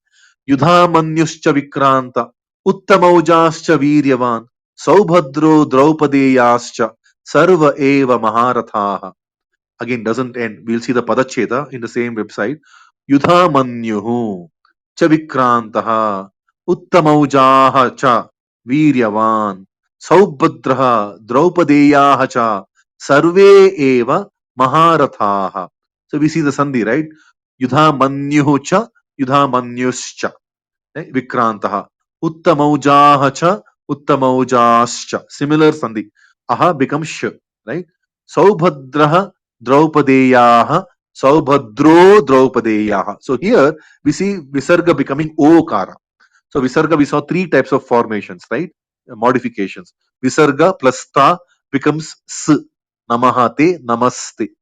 Then we see Visarga plus Cha, it becomes Sh. Ramahacha, Ramascha. Okay, Pandavahacha, Pandavascha. And that is something that we keep seeing in the previous 2 shlokas and this shloka as well. Okay, Yudha Manyuhucha, Yudha Manyuscha, right? Draupadeyahacha, Draupadeyascha. Shakara is very common. There is a new one, Saubhadrahacha, Saubhadrascha. Okay, Saubhadrascha, Draupadeyahacha, Draupadeyascha. So we see Shakara, the same Sandhi happening, right? So Visarga is becoming Shakara. It's the same thing that is happening here, right? So now, okay, Saubhadraha Draupadeyaha becomes Saubhadro Draupadeyaha. My apologies, I was saying something else. Saubhadraha Draupadeyaha becomes Saubhadro Draupadeyaha. Here, the third modification of the Visarga is coming. Visarga becomes O. Saubhadraha Draupadeyaha, Saubhadro Draupadeyaha. Saubhadraha becomes Saubhadro. Please note that in this shloka, right? So this is the third modification of the Visarga, right? So there are 2 more. Perhaps we'll see them as we come along. No, we saw the fourth one. Fourth one is where Dhritarashtraha Uvacha, Dhritarashtra Uvacha. The fourth one is Visarga goes missing, right? So we saw 4 types of modifications of the Visarga, the 2 dots. Aha. Okay, aha plus cha, ahascha. Like, Ramaha cha, Ramascha. Like, aha plus ta. Namaha, te, namaste. It becomes sa. right? And then so Sha, Sa, and then it becomes O, Saubhadraha, Draupadiyah, Saubhadro, Draupadi. When we say Namaha, Namaha becomes Namo Namaha. We've seen that quite often, right? That's the third one. And then the Visarga Lopa, the Visarga goes missing. Sanjaya Uvacha, Sanjaya Uvacha, or Dhritarashtra Uvacha, Dhritarashtra Uvacha, right? So now he's counting more and more names. What does the meaning here say? You know, Vikrantaha Yudhamanyuhu. Vikrantaha means very strong. Vikrantaha Yudhamanyuhu cha, Viryavan Uttamaujaha cha. When we look at the Anvaya, we see Vikrantah Yudhamanyuh cha Viryavan Uttamaujaha cha Saubhadraha Draupadeyah cha Sarve eva Maharataha. Sarve eva becomes Sarva eva. The A goes modifies to A. Sarve eva becomes Sarva eva. That's another sandhi. Okay, so he's explaining more people on the Pandava side. He's showing Yudhamanyu who's Vikranta, who's very strong. Yudhamanyu, the very strong Yudhamanyu, and Uttamaujaha cha Viryavan. All the Uttamaujaha, all the various. So all of these people are explained in the later chapters, like the Karna Parva. All of these people do come. Uttamaujaha, okay, all of the Uttamaujas, okay, they are all Viryavan. And Saubhadraha is Subhadra's son, which I think should be Abhimanyu. Saubhadraha, Draupadeyaha, all the 5 sons of Draupadi, right? Draupadeyaha cha Sarve eva Maharathaha. Now look at this shloka, all of this shloka. So the first shloka where he explains Yuyudhano, Viratascha, people at the one generation above. The next shloka is all perhaps the peers, Drishtaketu, Chekitana, they're all peers, they're all the same age group. These are all sons, the next generation, Yudhamanyu, Uttamaujaha, Saubhadraha, Draupadeyaha. But look at it very ironically, for Duryodhana, see, Duryodhana is a name that we need to understand. This is where I think the word breakdown, the etymology can perhaps take us to different levels. Uh, Dukkeshvapi Yodhum Shakyah, so Duryodhana is basically somebody who can keep on fighting till the end. Even in the deep distress, he can fight. Dukkeshvapi Yodhum Shakyah. One of the Vyutpatti, one of the word breakdown for Duryodhana is that, the reason why he's called Duryodhana is because he can continue to fight till the end. And we perhaps remember, some of us, that his end was that his different avayava, his different limbs were broken, torn apart, and kind of strewn all over. Like he could fight till the end, till the last breath. He continued to fight. He didn't give up. Right. So his limb after limb was supposed to be torn apart by Bhima. That's the kind of a death that he encountered, because he can fight till the end, and he's a very great Maharati himself. He's a great warrior himself. He's got various skills. He's an amazing warrior. He's not a pushover, right? He's not an easy pushover. Now look at him. He finds everyone to be equivalent to Bhimarjuna. Everyone is a Maharati. And look at the number of names that he's counting. Here he's taking 2 more names, like Uttama, Vikranta, like who's that Vikranta?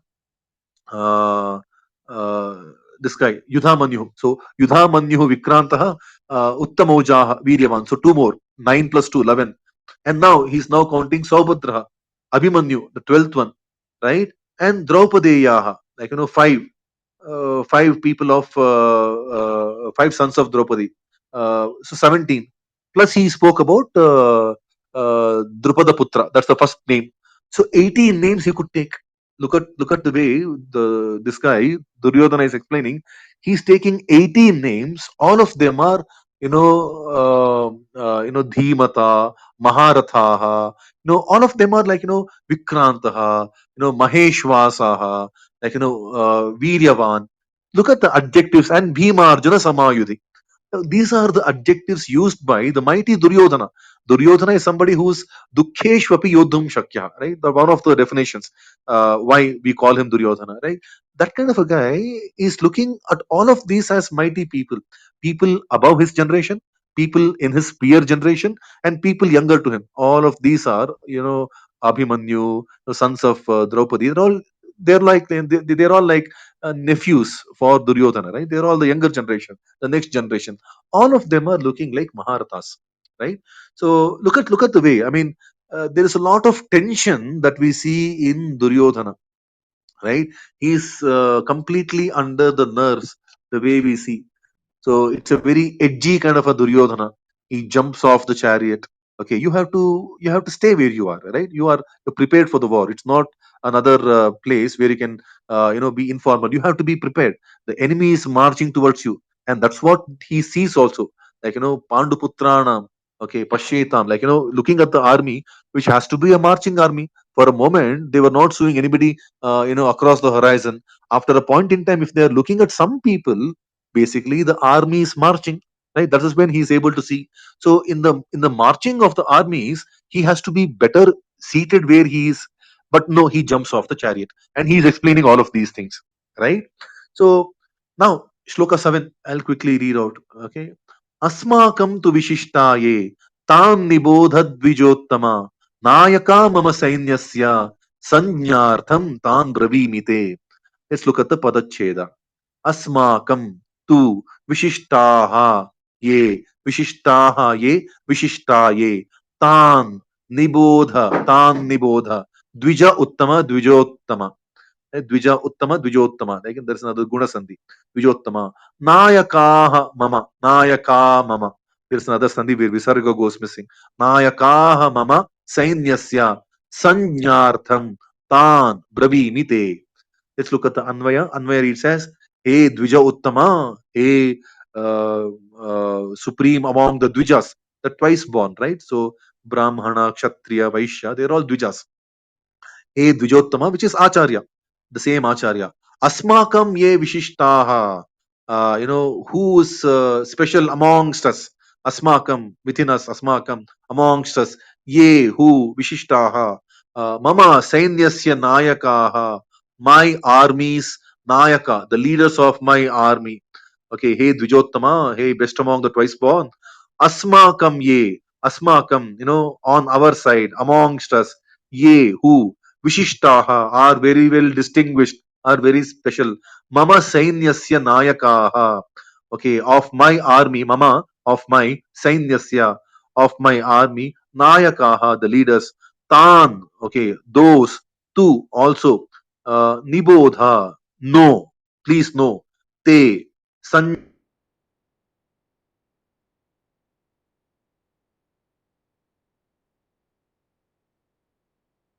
you. There's a lot of respect. I mean, that is something that we need to bear in mind, right? Nibodha, te, sanyartham, for your special notice. Some, again, it's a very nice word, right? Jnartham, like, for the sake of understanding, for your special understanding. Tan, those, bravi, me, I will speak, I shall speak. Right? So basically, Duryodhana, okay, I told you enough about what is there on the enemy side. He could count 18 names, right? Again, 18 is a very special number. We will perhaps see that in one of the Sunday sessions, maybe. What's the importance of the word, the number 18? But yeah, now he's telling, I showed you all the Pandu side names. Now, for your special understanding, okay, from amongst my side, in my army, the leaders in my army, let me recount those names. Like, he's telling, hey Dvijottama, hey Supreme Brahmana, or Supreme among the twice born, Asmakam ye Vishishtaha, those who are special amongst us, Mama Sainyasya Nayakaha, the leaders of my army. Tan to Nibodha, know them also. No, don't just know them. Te Sanyartham, for your special understanding. Tan Bravimi, I will tell you, I will recount. Very simple, right? So again, but look at the number of names he could recollect. Shloka number 8 is very simple. Bhavan Bhishmascha Karnascha Kripascha Samitinjayah Ashwathama Vikarnascha Saumadattistataivacha. Right? When we see the Padacheda, Bhavan, okay, Bhavan, Bhishmaha. Bhavan means you, very respectfully. We say Bhavati, Bhavan, right? Bhavan, Bhavati, like when Bhavati Bhiksham Dehi, like, when we say Bhavati, Bhavan, very respectful word. One thing we need to admire is that, he's showing respect. Like, Bhavan, you, Bhishmaha, Bhishmacharya, Cha, also, Karnaha, Bhishmaha Cha, Bhishmascha, like. Karnaha cha Karnascha, Bhavan, Bhishmaha cha Bhishmascha, Karnaha cha Karnascha, Kripaha cha Kripascha. Same Visarga Sandhi happening, right? Samitinjayaha. Okay. Ashwathama, Vikarnaha cha Vikarnascha, Saumadattihi tatha, Saumadattis tatha. The second type of Visarga modification in a Sandhi, right? Saumadattihi tatha, Saumadattis tatha, evacha. तथा तथा तथा eva tathaiva. Again vriddhi sandhi, like eka eka eka eka. Okay, when we see the anvaya, again the anvaya will be completed in the next shloka, but nonetheless we will see bhavan, you, bhishma cha, okay, bhishma also, you and bhishma, karna cha, and also karna, samitinjayaha. They are all victorious in the battle. They have won many battles and they have won before, but look at the description, they are all samitinjayaha, not like Maharataha Bhimarjuna Samayodi. So the description is a little watered down, little mellowed down. Kripaha cha, Kripacharya also, Tatha Eva Ashwathama, and also Ashwathama, and Vikarna. Vikarna is another, his cousin, right? Born, in the same family. Vikarna cha, Saumadatti, so Saumadatti is again Bhurishrava. Basically, he's Shantanu's brother's son. So he's Bhurishrava. So he's a very elderly person. Saumadatti, Bhishma, Drona, Kripa, they're all very elderly people. And then among the young lord, his own peer group, he can name Ashwathama and Karna, right? So these are the names that he can take. So see the number of names: Bhavan, Dronacharya, Bhishmacharya 2, Karnaha 3, Kripaha 4, Ashwathama 5, Vikarna 6, and Saumadatti 7. You see the number of names that he can take? Only 7 names he could take. And again, the best description that he can find for them is that Samitinjayaha.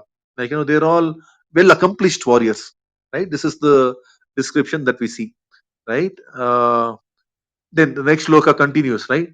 Anyecha bahava shura, Anyecha bahava shura, Madarthe tyakta jivitaha, Nana shastra praharanaha, Sarve yuddha visharadaha. When we see the padacheda, Anye cha, Anye cha, Bahava shuraha, Bahava shuraha, Madarthe, Madarthe tyakta jivitaha.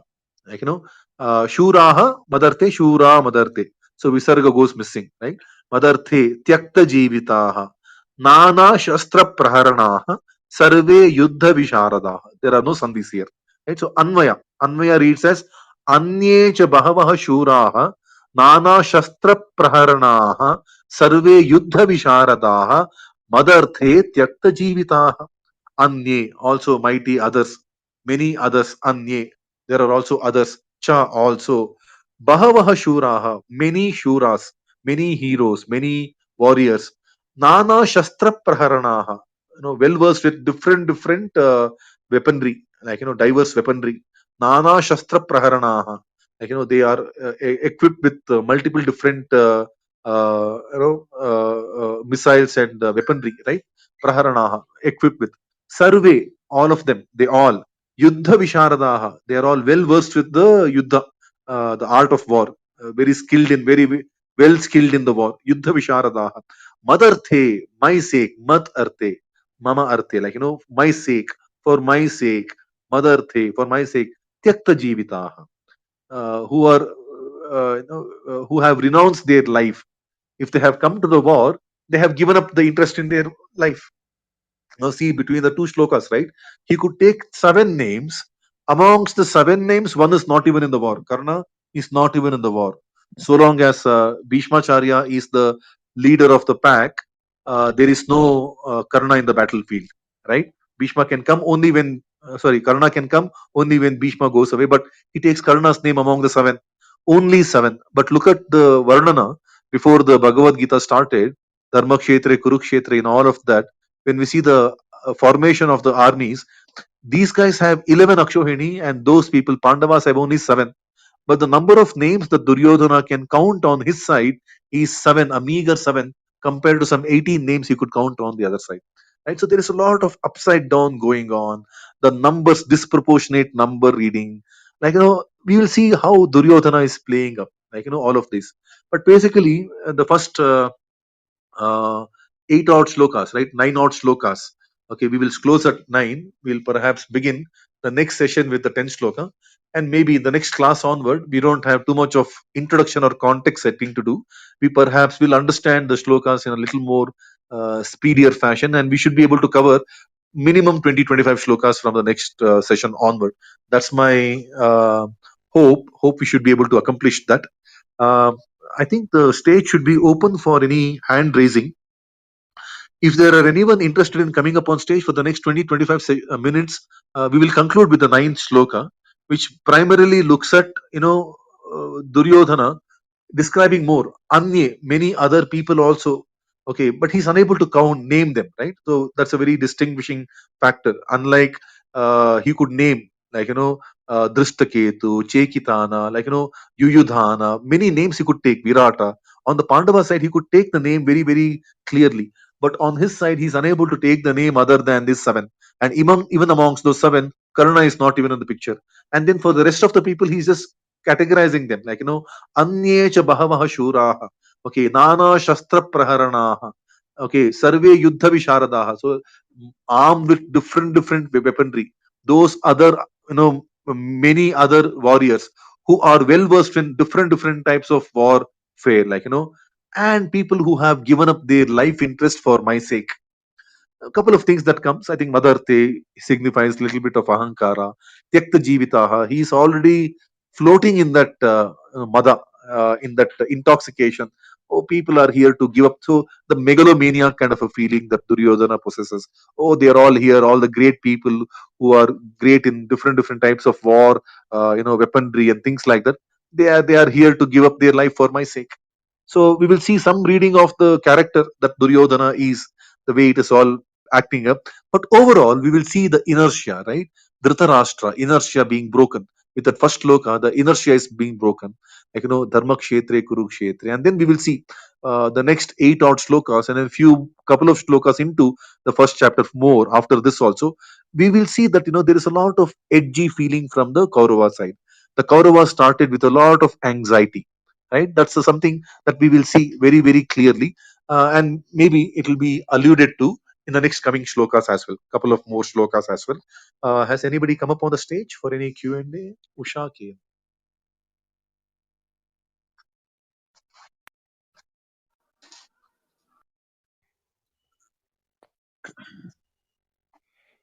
Yeah, thank you so much. Is this the first one? I just came just for a couple of minutes back. Sorry, can you please repeat this? Yeah, is this the first session happening? This is the first session Wow. happening. We just started from chapter 1. Yeah. And we will now look at Pratipadartha for the rest of the shlokas. Wherever there is a little bit of context resetting to be done, we will maybe spend a little time, like how we did for the first shloka, to brief people about the context till date. But we will just breeze through the Pratipadartha. And are you guys opening the room only on weekends, or is it an everyday thing? This is only weekends, 5 to Okay. 6:30 India time in the evening, 1.5 Okay, 5 to hours. 6. Okay. This will be academic. I mean, we can roughly count it as 2 hours. But yeah, when we plan for 90 minutes, they end up stretching till the 2-hour mark. Yeah. Yeah, sure. So what we do is we also have every morning 6 o'clock in India. We meet to improve our recitation, improve our familiarity with the shlokas. So we chant 100 shlokas every day. Approximately, we count by the chapters, not by the number of shlokas, but yeah, approximately 100 shlokas every day, and then 700 shlokas of Bhagavad-Gita, the entire Bhagavad-Gita in a week. So in the morning, a new cycle begins, the 12th cycle of such chanting. It's a guided room. Every will be repeated twice or spoken twice. So leader who leads us, like we have Ramesh Mohodaya who has come up, he will be leading us on chapter 1 tomorrow. So he will recite a line. Everybody else in the speaker panel will repeat after him. One at a time in the unmuted state, but everyone else does the repeat, in their muted state. So that will help us. The more we hear, the more we chant, the better we get with the recitation. And then we follow that up. Now we are familiar with little bit of the sounds of the Bhagavad Gita. Now we are looking at the word by word meaning breakdown. and we will perhaps go a little more faster than how much we covered today from the next session onward. Okay. Thank you so much. Hari Om. Ushaji, I don't know who next. I mean, Vijayji, can you please? I'm unable to see the screen. Hari Om. Shubha Sayam Sarvebhyah. Ranjanji, your voice is very low. Is it audible now? It's a little better. Okay. It was really an interesting and very thoughtful the way he explained the Gita. Here I want to say that Nara Pungavaha is Nara Shrestha, I think. You told us Nara Vrishabha, like that. Nara Shrestha. In Samas it will be, Nara Shrestha, in the Samas it will become. And one more thing, the Vikranta is not a person here. Vikranta is a Parakrami. It's an adjective. We used it as an adjective, Mahodaya. Vikranta was an adjective. Yeah, Vikranta you told us a person name. I didn't make much of a change from that. Vikrantaha is an adjective. Yeah. I'll tell you what exactly that website says. Draupadeyaha are the Draupadi's 5 sons, Upapandavaha. Okay. Vikranta is an adjective. Vikrantaha means very strong. I'm in a very bad network location right now, and then with bad equipments also. So please bear with it. Maybe from the next class, I will get back to my place. I'm not at home today. I'm traveling. Okay. I just took the session without a break. Okay. Draupadeyaha are the 5 Upapandavas. Like Prativindhya, Sutasoma, Shutakarma. Sons of Draupadi. And Shutasena. Draupadeyaha basically means sons of Draupadi. No. Here, Draupadiyaha, the 5 Upapandavas they have taken. Yeah. They are also sons of Draupadi, you know. Draupadeyaha basically means sons of Draupadi. Yeah. Of 5 Pandavas. Like Yudhishthira, Prativindhya. The 5 sons of Soma. Yeah. Arjuna, Shutakarma. And Nakula, Satanika. And Sahadeva, Shutasena. We will see their names little later in Mahabharata. Also, like, we will get the description little later. Okay. So when Draupadiyaha was told, no, it was not announced. So that's the reason I came to speak here. Thank you. Any special significance of the names, Mahodaya? No, my point is, when Draupadiyaha, the word you was explaining, you did not mention that these are the names. Draupadiyaha means 5 Upapandavas. That's what I want to tell. That's all. If sons of Draupadi is what I said. Any significance of the names, Rajan Mahodaya? That I need to check. Okay.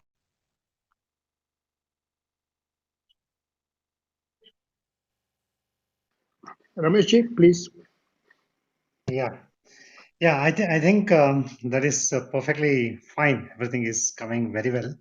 Only one thing I just want to bring to the forefront is in this shloka 9, Anyecha Bhava Shura Madarthe Tyakta Jivitaha Nana Shastra Praharanaha Sarve Yuddha Visharadaha. In this, he says that everybody is ready to give their lives to me, life for me. You know, they are ready to. That means I think he has already decided that he is going to lose the war.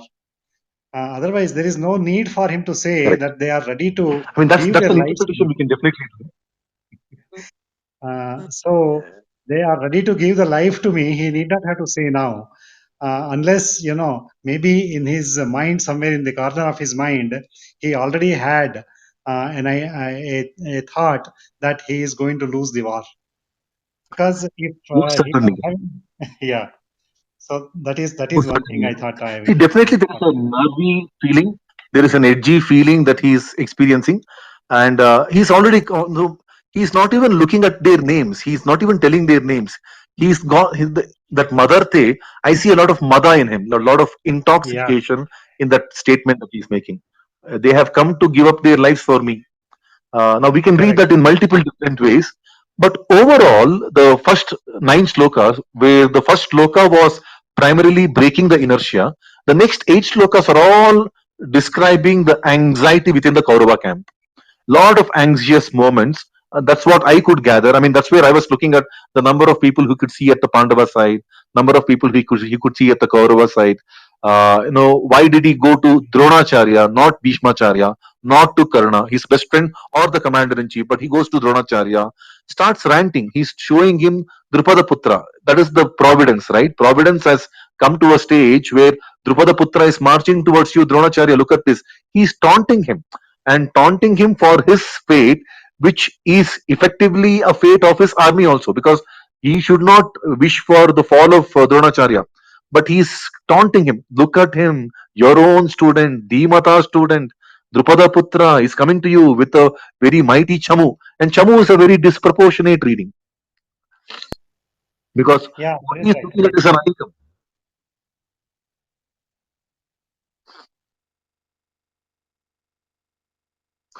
But yeah, Madarte Tyakta Jivitaha, one beautifully, the way you said, he is already resigned. Like, they are all gonna die. That's a good way of looking at it. And I think a lot of people have looked at it that way. Madarte, he's already counted the defeat.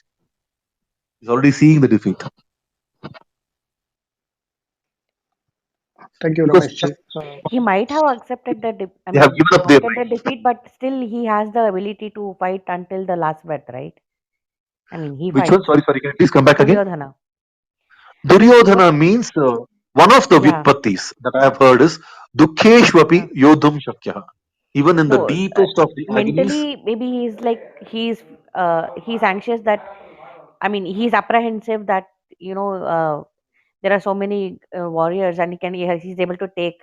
And even though Madarte, there are people have sacrificed their lives for me, but even so, could be. it is also upon me to fight until my last breath, right? He never gives up. Absolutely, That's that's just a good way. one, yeah, good way to take it, right? But also, see, the Tyakta Jivitaha, coming to the past Yeah, tense, have given up their life, exactly. right? Yeah, That takes us to some kind of a mental conditioning that he's gone into. yeah. Tyakta is past. They have already given up. Yeah. छोड़ चुके हैं, given up, ಬಿಟ್ಟಿದ್ದಾರೆ.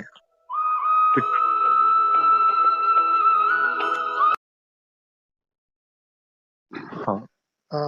We will move on to Swapnil ji, please. Good evening all. मेरा English इतना अच्छा नहीं है, फिर भी जो सर बता रहे हैं वो पूरा समझ में आ रहा है।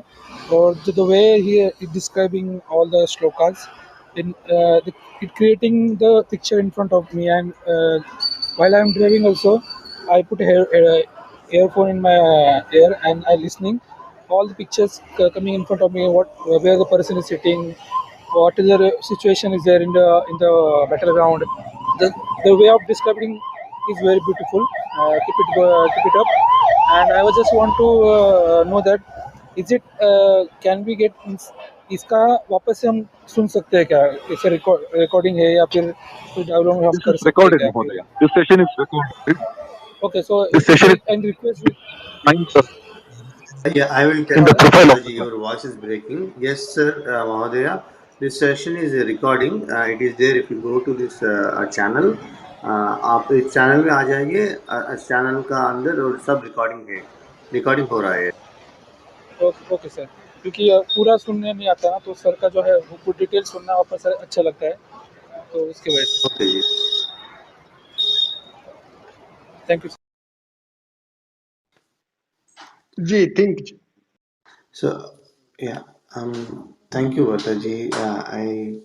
It was so nice to see that, like other person said, the whole picture is coming, and I am in the way you're narrating. It was actually very nice. One thing, the contrast I'm seeing is like uh, the repenting of Arjuna's was their other side. This side, Thomas, right now, like you said, like he has that kind of a arrogance and all the stuff. He's the way he's assessing. You see that is what I am seeing, and I did not see that as a that he's already affected defeat, accepted defeat. But I was maybe I'm not getting that part.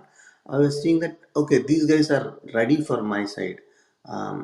even to that extent that he can support me to their life. That way I read. But the more than that, I was seeing the arrogance this side and see other side. Even though they are have righteous thing, he is trying to say, should I really do this one? They're all my friends. So that kind of a rational thinking and sacrifice is there. That's what I'm saying. Absolutely, Kiran Mahodaya. That's the primary message. But the way we say that, right? The half glass, do we call it as a half an empty one or half a full one? The way we express shows some hint towards our mental setup at that point in time. So when Duryodhana, of course, he's got Anyecha Bahavaha Shuraha, Mother, like Shuraha, Nana Shastra Praharanaha, right? So when he's describing them, of course, that is a strength. But somewhere it is not the same expression the way he could call the Pandavas. No, Bhimarjana Samayudhi, Maheshwasa, Maharathaha. See the number of times the word Maharatha comes during that 3-4 shlokas. Here it's like Nana Shastra Praharanaha, Sarve Yuddha Visharadaha, Bahavaha Shuraha, Madarte Tyakta Jivitaha. Now this Madarte Tyakta Jivitaha does not give them any valor. It only talks about their allegiance, right? It's the pledge, but does not talk about their greatness. But no, they're all great people. There are many great people available on that side. Where is he taking their names? He's not taking their names. So that's the so it's a mental setup. But yeah, what you said is primarily the thing because that's what he begins to Dronacharya with. Now you should know people in my side also. Like people, the leaders of my side also you should know. For your good discerning, I will tell you. So that is what he came out with. Absolutely right. What you're reading is absolutely right. But because now we know the future, maybe we are all feeling a little more intelligent ourselves. Oh, see, he had called Madarte Takta Jivita, which means he had foreseen the future. Like maybe it's the way the energies were kind of developing within, right? The energies were channeling from within in his Got camp, it. in himself. Yeah, Got it. I think actually, he could have said, yeah, he could have said that, they have all come to help me. That is a different way of saying. But he is saying, Madarte Tyakta Jivita, they are ready to give their lives for me. That means what? The giving the life is already decided. That is the bhava that comes in his in this correct. words. Correct.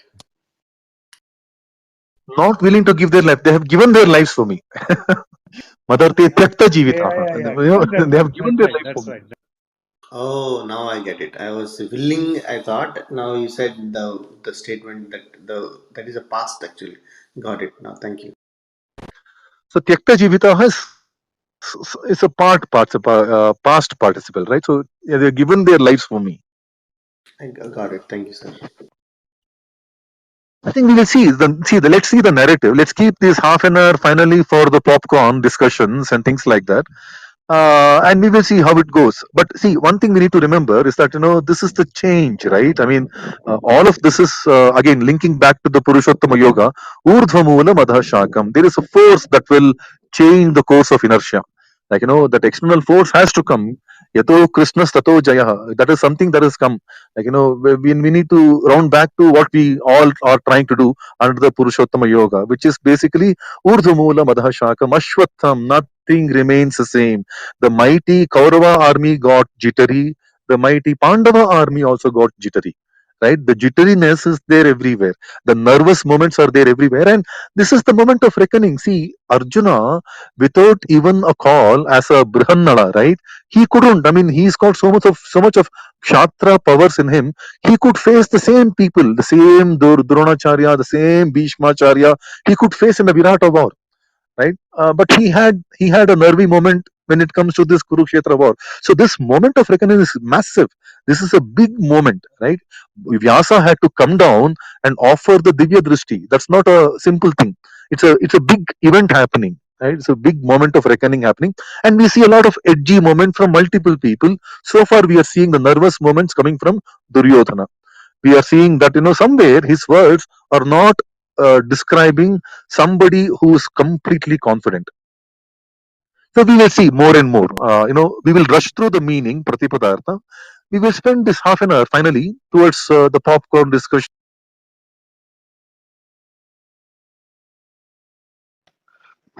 Excellent, Bhartaji.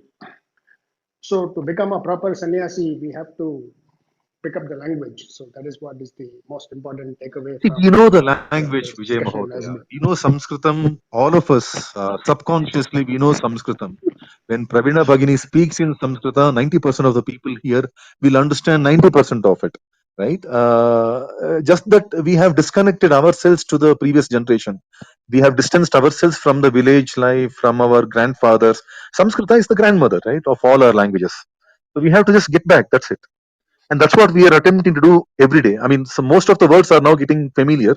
The more and more we do this, right, the everyday chanting and the weekly pratipadartha, I'm sure, I mean, we will see that, we know this. I mean, it's not like, we have to get woken up to this. And there is nuance, like, there are four words being used in this chapter alone to describe Sena. Sena is one word, but he also uses Sankhya, Chamu, Anika, different words, and they all mean differently. Like, they're all number driven. And see, when we give an update to a CEO of an organization, we don't just throw some random thoughts, right? We go prepared. There is a, pre board review, there is a pre board review. So there's multiple levels of reviews that will happen before we present something to the CEO or a big client, right? So similarly, giving an update to the biggest king, the king of the biggest kingdom, will not be a joke. You'll see a lot of numbers very well measured, and then so it's describing completely and also very well measured. So we will see that, use of words like Chamu, Anika, they are just like, in the modern context we say throwing numbers. He's just throwing numbers at me, like, so this is like that very executive summary is loaded with numbers, quantified data, right? So this is exactly what we see happening here. Brilliant, brilliant. Very Coming to the Sanskrit that we already know, just to 30 seconds. Sometime back, in Chinmay Mission was doing some Sanskrit class. I attended that. So the number sequence, when they told all the numbers, I was really surprised. They're very elaborate, and that same number system, though this concept is very old, is right now we are using in our English 1 2 3 or 2 0, except one word. I thought like that could be cryptic. That's a lazy version of writing one. The Sanskrit version, if you just be lazy, you just remove some strokes. You don't do the strokes. It becomes 0 to 9 numbers, except one digit. That I thought maybe they are for the encryption or like so. Sometimes you put a salt, right? I just thought maybe they did something like that. It just that I remember that I got remembered when you said we already know Sanskrit.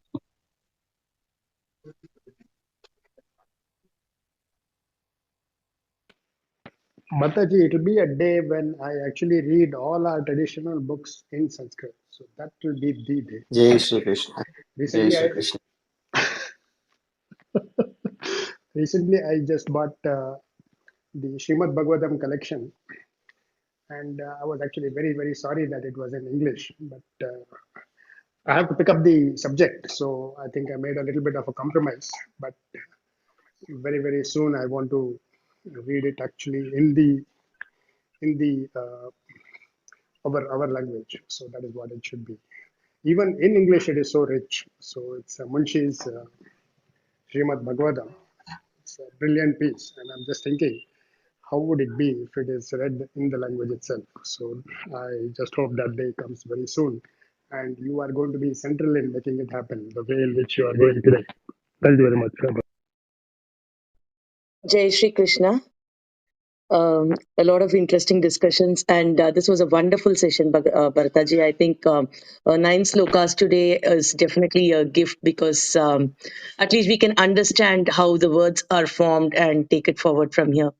And as far as the discussions on Sanskritam is concerned, as Bharataji rightly said, we are familiar with a lot of words that we use. In fact, if we start thinking in our mother tongue, so many words can be directly understood and substituted in Sanskritam. And whenever we conduct spoken Sanskritam classes, from the very first day, the very first word that we use will be in Sanskritam only. And I have not had any complaints saying like we did not understand. So everybody kind of understands it because it is there in us. We just don't know that it is Sanskritam. Idanim aham वाक्यद्वयं vadami chet sarve avagachanti. So if I say 2-3 sentences in Sanskritam, definitely everybody will understand it. So for example, Bharata Mahodayah Atya Uttamaritya Bhagavad-Gitayam Abhyasam Kritavan. So here we know Bhagavad-Gitayam, Abhyasam, Uttama, all these words are so familiar to us that we can definitely understand that, today Bharataji taught us Bhagavad-Gita very well. Prati Shanivasaram etadrisha vargaha bhavishyati. Every Saturday we will have this kind of varga. All of us know sessions. So when we try to associate it with our mother tongue, it becomes very easy for us to understand. Instead of translating it, because there are so many words for which we do not have a translation in English. So in our mother tongue, it is very, very close to the actual words that we can attempt to understand, like Shraddha, Bhakti, Jnana, Vairagya, Atma. All these are such common and very, very powerful words for us to understand. So thank you so much, Bharataji, for bringing this up and looking forward to the rest of the sessions. Jai Shri Krishna.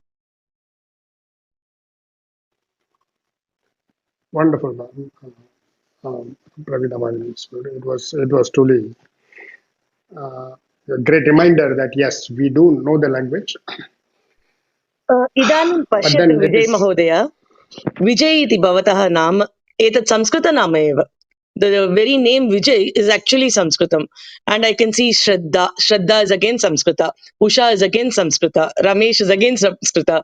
So unless we've actually, modified it,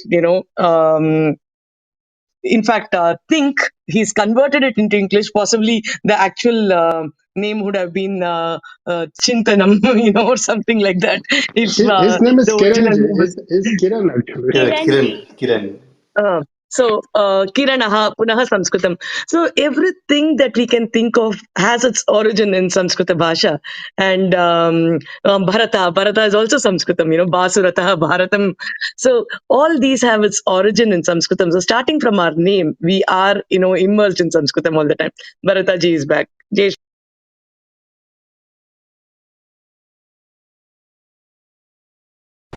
Bharataji, you're muted. Ah, sorry, I missed the question. My battery got drained out. So, No uh, questions, sorry, can Mahodaya. you We were please just repeat? discussing about the session and Sanskrit.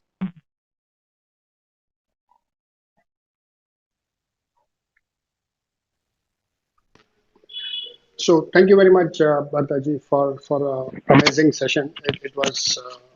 It is going to be a fabulous set of uh, uh, views on the divine song. So I'm very much looking forward to a very mind expanding experience. So Saturdays will be something that I'm very much looking forward to. Thank you very much. Sure. I think after today's this Bharataji's session, from tomorrow onwards, when we are chanting Bhagavad-Gita shlokas, I think there will be definitely, I expect to be a better Vakshuddhi among those who will be participating. And those who have listened to this session, definitely there will be a better Vakshuddhi from tomorrow onwards. Absolutely, absolutely. Ramesh, your Sanskrit is amazing, actually. So you have studied it in some. No, I cannot claim that in front of Pravinaji, Bharataji and all that. I only happen to know some few words, that's all. I have never studied. Okay, excepting in my maybe in my primary and high school, my language was Sanskrit. Otherwise, nothing. Otherwise, just out of interest. Excellent, excellent. Very, very nice. At 9 o'clock Indian time, I'm speaking on some of the concepts of Sanskritam in a club which is called Indic. Yeah, just try to follow me, and it's the second part. The first part was over, but I'm planning to give a recap before going on to the second part. So, who is available, please do join. It's at 9 o'clock Indian time tonight. Absolutely, ma'am. We'll be there. That's called Indic Club or Indic.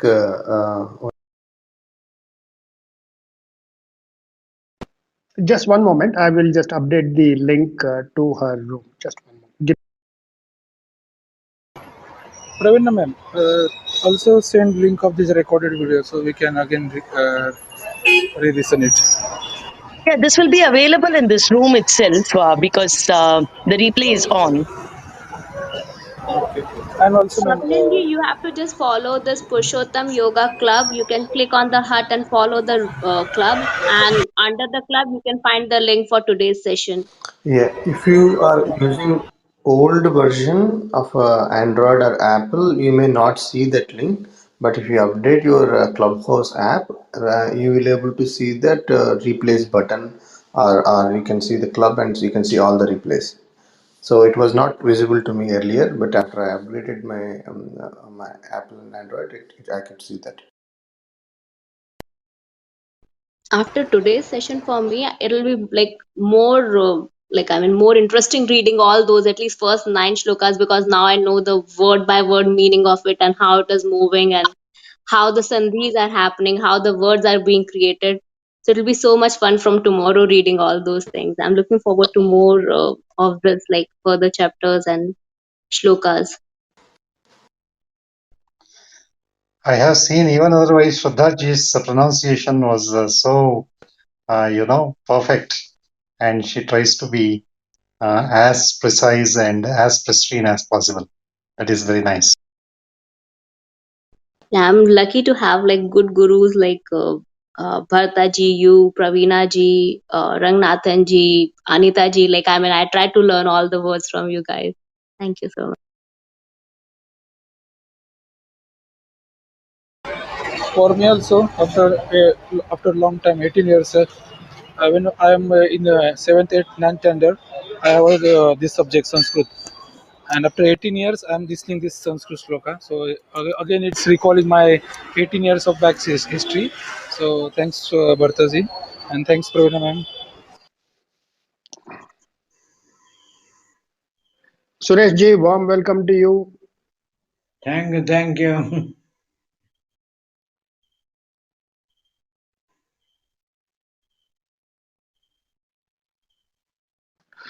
Bhartaji, it was not clear to me how the Bhishma Parva, which is kind of mentioned in the first sloka, is related to the events that happen immediately afterwards. Because Bhishma is lying, dying, but here it looks like the war is just starting from the second sloka onwards. So some So second shloka is a flashback, Mahodaya. It's a flashback. So from second shloka, whatever Sanjay is explaining, right? It's all going back to the flashback now. After Bhishma's fall, when the inquiry goes on and on and on, then inquiry goes to the stage where, okay, what happened? The first day, they're all gathered, what happened? So everything is a flashback from now on, from Sanjaya. okay, okay, okay. In fact, in that context, Vijayji, if you look at the very first sloka, Dhritarashtra is asking Kim Akurvata. Akurvata is a past tense usage of karoti in Sanskritam. So he's not asking what is happening. He's asking what happened, which is in the past tense. So which means the narration of the past tense event is what Sanjaya starts with.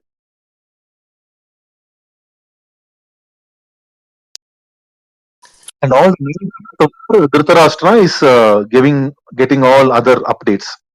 Like we spoke, right? Jambu, Khanda Vinirnaya, Vinirmana, Bhumi Parva. Those are the two Upa Parvas of the Bhishma Parva.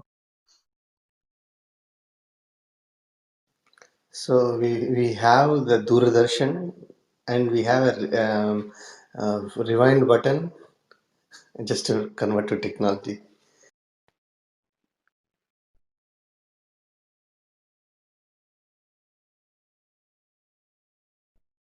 So just a quick reminder for everyone here. At 8 o'clock, we have another room where we will discuss what we're going to do under the Purushottama Yoga Club. One of the sankalpas we have is that we do an Akhanda Parayana from Ekadashi to Dwadashi, the entire 24 hours. We recite Bhagavad-Gita shlokas. That's the only program that we have taken sankalpa of. under the Purushottama Yoga Club. We will be doing that. I think there will be few more events planned. That is outside of this ambit. There will be a lot of events planned under the Y equals T room. But what we are doing at 8 o'clock is primarily coordinating. How do we keep the Akanda Parayana on? How do we keep the flame of the Parayana, the recitation, on for the entire 24 hours? And which might require some bit of coordination with the diaspora, like from the people living from the on the far eastern side to the far western side. How do we get volunteers who can fill in different time slots of that entire 24-hour window? So please come forward. Those of you who are willing to offer your Japa Parayana, please come forward, nominate yourself into different time zones, and let us come up with a plan for how to do the Akanda Parayana. At 8 o'clock, we have this room. There is a scheduled room for that particular thing. Those of you who interested being part of the Japa Yajna, the Akanda Parayana, please come forward. Please be part of it. This is on December 14th, right, Bhaktaji? On the 14th of December, morning 6 o'clock, roughly, till the 15th of December, morning 6 o'clock. The entire 24 hours we will do Parayana. Again, these are not cast in stone. These are the rough estimates. We will look at the Muhurta. There are different ideas coming through that before the Parayana, we will begin with a small Sankalpa, Japa, and a guided chanting session that we normally keep on a daily basis. So a lot of thoughts are there. We will see. But roughly 24 hours from morning of 14th till the morning of 15th. Can rank beginners also volunteer? That's a dangerous question, but See, this is not a stage show. There are many rooms which are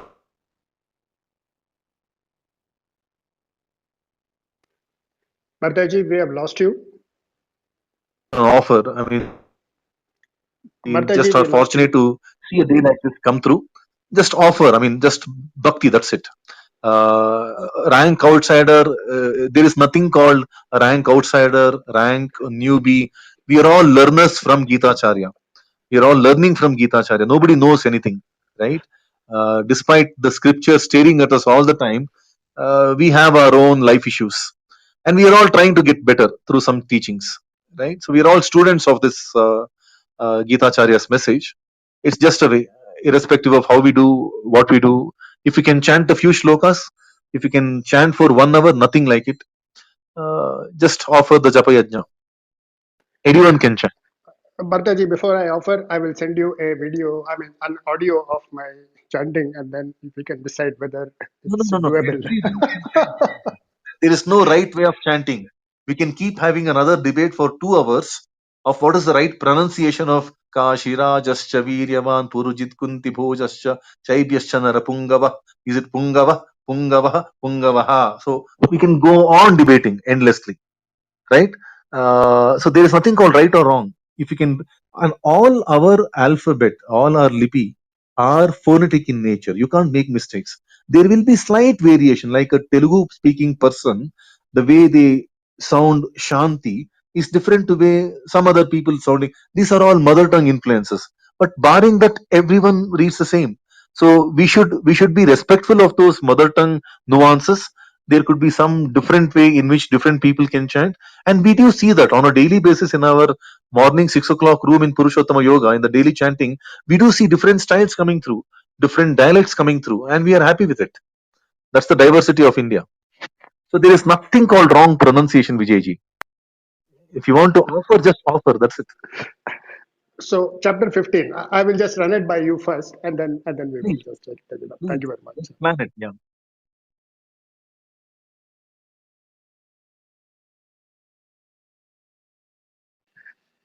It will take much longer than what you will have said it, but I think it will not be the 3 minute uh, uh, expected time. Probably it will be about 5 minutes. Take half an hour, Vijay, Vijayji. No issues. No, Vijayji, that is Bharataji who can do it in 3 minutes. Okay, so he's setting abnormal speed standards, and it is impossible for me to chant it the way he does. And seriously, so it is. Don't even go by that. Okay, so we will take our own sweet time to recite. In fact, he completed the entire chanting in an hour and a half from Kurukshetra. But whenever I recite Bhagavad Gita, the 18 chapters, it takes me 4 hours. Okay, so there is absolutely no comparison between what Bharataji does and what we can. See, each one his own. See, like for example, there is Acharya, Krishnaraj Kutpadi ji, right? He has once given us the entire Bhagavad Gita recitation in 70 minutes flat. And we couldn't pick a single instance of fatigue, loss in the voice levels, or vak doshas. Nothing. It's as clear as it could get, and all completed in 70 minutes flat. The entire Bhagavad Gita, right? So there are different people, and there are people who sing it right very nicely, melodiously. They will take a little longer time. So just offer yourself to it.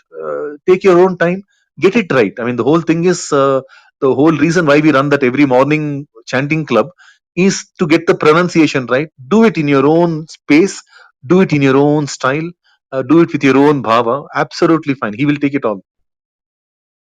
So we will Thank benchmark. you. Thank you for the encouraging words, Ji. We will benchmark your chanting, Bharataji.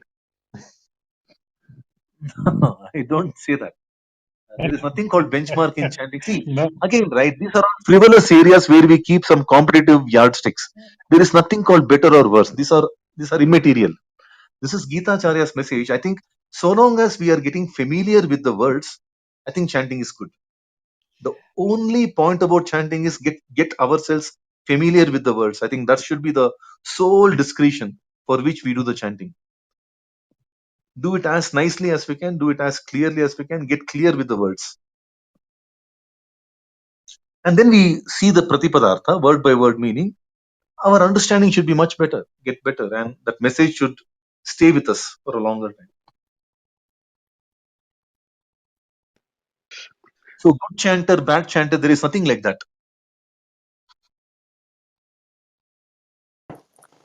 When you are Yeah, but what is important is, as you rightly said, to get the walk shuddhi as much as possible.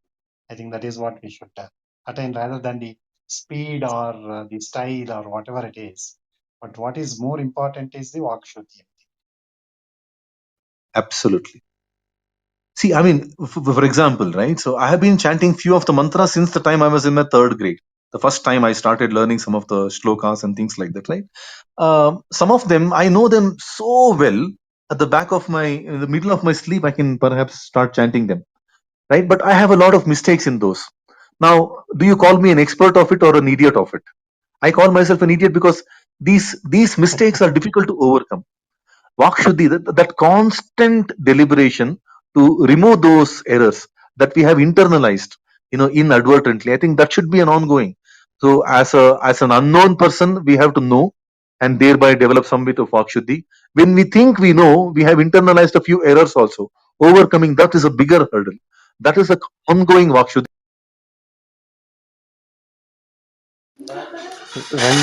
Ranjanji also here. He has a different nice tone, sir. When you are there, no, uh, yatra. So that time, few times Ranjanji also came. It was also his voice, also his tone is a little bit different and very soothing. Also, just want to. Everyone is welcome. So Ranjanji, please to join us in the Japa Yajna, the Akhanda Parayana of Bhagavad-Gita. We thought collectively we come together and then just offer this. This is not a stage show. We are अवश्यं not महोदय, behind number अवश्यं. of followers. We are not behind how many people attended the show. None of that matter to us. All that matters is, did people offer the Bhagavad Gita Parayana as a Sankalpa Japa? That's the only thing that matters. So Pravina ji अवश्यं has told महोदय. me once, Pravina ji once told me that her favorite chapter was the second one. We were discussing the Purushottama Yoga 15th chapter. Then I was actually studying both of them to some degree, with the actual meanings and translations and trying to memorize. But I don't think I will be able to make it in time for the 14th. So 15th is what I've been aiming at. So both the second chapter and the 15th chapter, I think I would like to offer that. When you study the Gita, you will have your own favorite. See, the founder of ISKCON Bangalore, Madhu Pandit Dasa, his favorite is chapter number 9. My father's favorite chapter is chapter 11. I mean, some of the people that I have learned, each one develops their own affinity zone. They will all, like, I think Suresh ji, I think he loves chapter 17.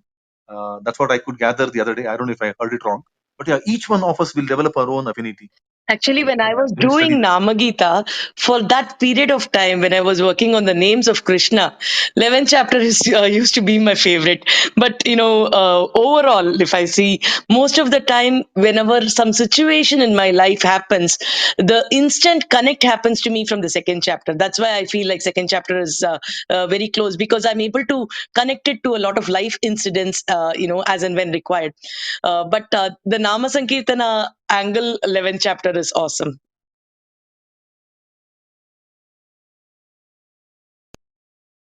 Ranjan, you are about. And there are many people who just adore chapter 3. If that has a lot of swarasya.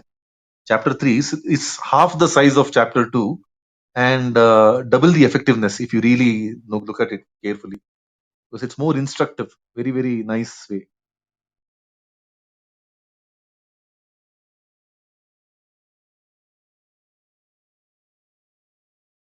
I think we should conclude finally, and then maybe we can keep the popcorn session open. But let's conclude it finally. Thanks everyone for joining. This is an experimentation of how this Pratipadartha Zoom Fest, very fast, look through the Bhagavad-Gita shlokas happen. Combining this as an augmentative thing, right, between the everyday chanting where we familiarize ourselves with the shlokas, and then looking at the word by word meaning understanding. Next week, I hope I will have better connectivity. I had battery issues, I had incoming call issues, and I had audio issues. I had all possible issues. Maybe we didn't bow down to Ganesha pretty well, enough today. But nonetheless, thanks everyone for joining. Thanks Vijayji, Pravinaji for being the moderators, for being here earlier than many of us, and then keeping the room on. Thanks to everyone who have come up the speaker panel to offer your feedback, your remarks on this entire session, and to everyone in the audience section. Please do spread the word to those of 2-3 of us. We all know, who are looking for a space like this to get the fundamentals right in Bhagavad-Gita. Understand the shlokas and then get the chanting right. That is what we do. Two things that we do in the Purushottama Yoga Club. With that, in the reverse count of 5, I would conclude and then maybe keep the room open few more seconds before I close the room. 5, 4, 3, 2, 1. Namaste Vasudevaya Preyasam me Priyottama Samasta Guna Sampurna Nirdosha Nandadayine. Harihi Om. Anybody wants to offer some quick thoughts before we close in the room? Yes. Please do join us every week. This will happen every Saturday, 5 p.m. And then we have the every morning chanting sessions that will happen. A new cycle will begin tomorrow with chapters 1 and 2. Tomorrow morning, 6 o'clock India time. And at 8 p.m. In about 8 minutes time, 14, we will Geeta. Have a wonderful, have a nice day. Shri Krishna.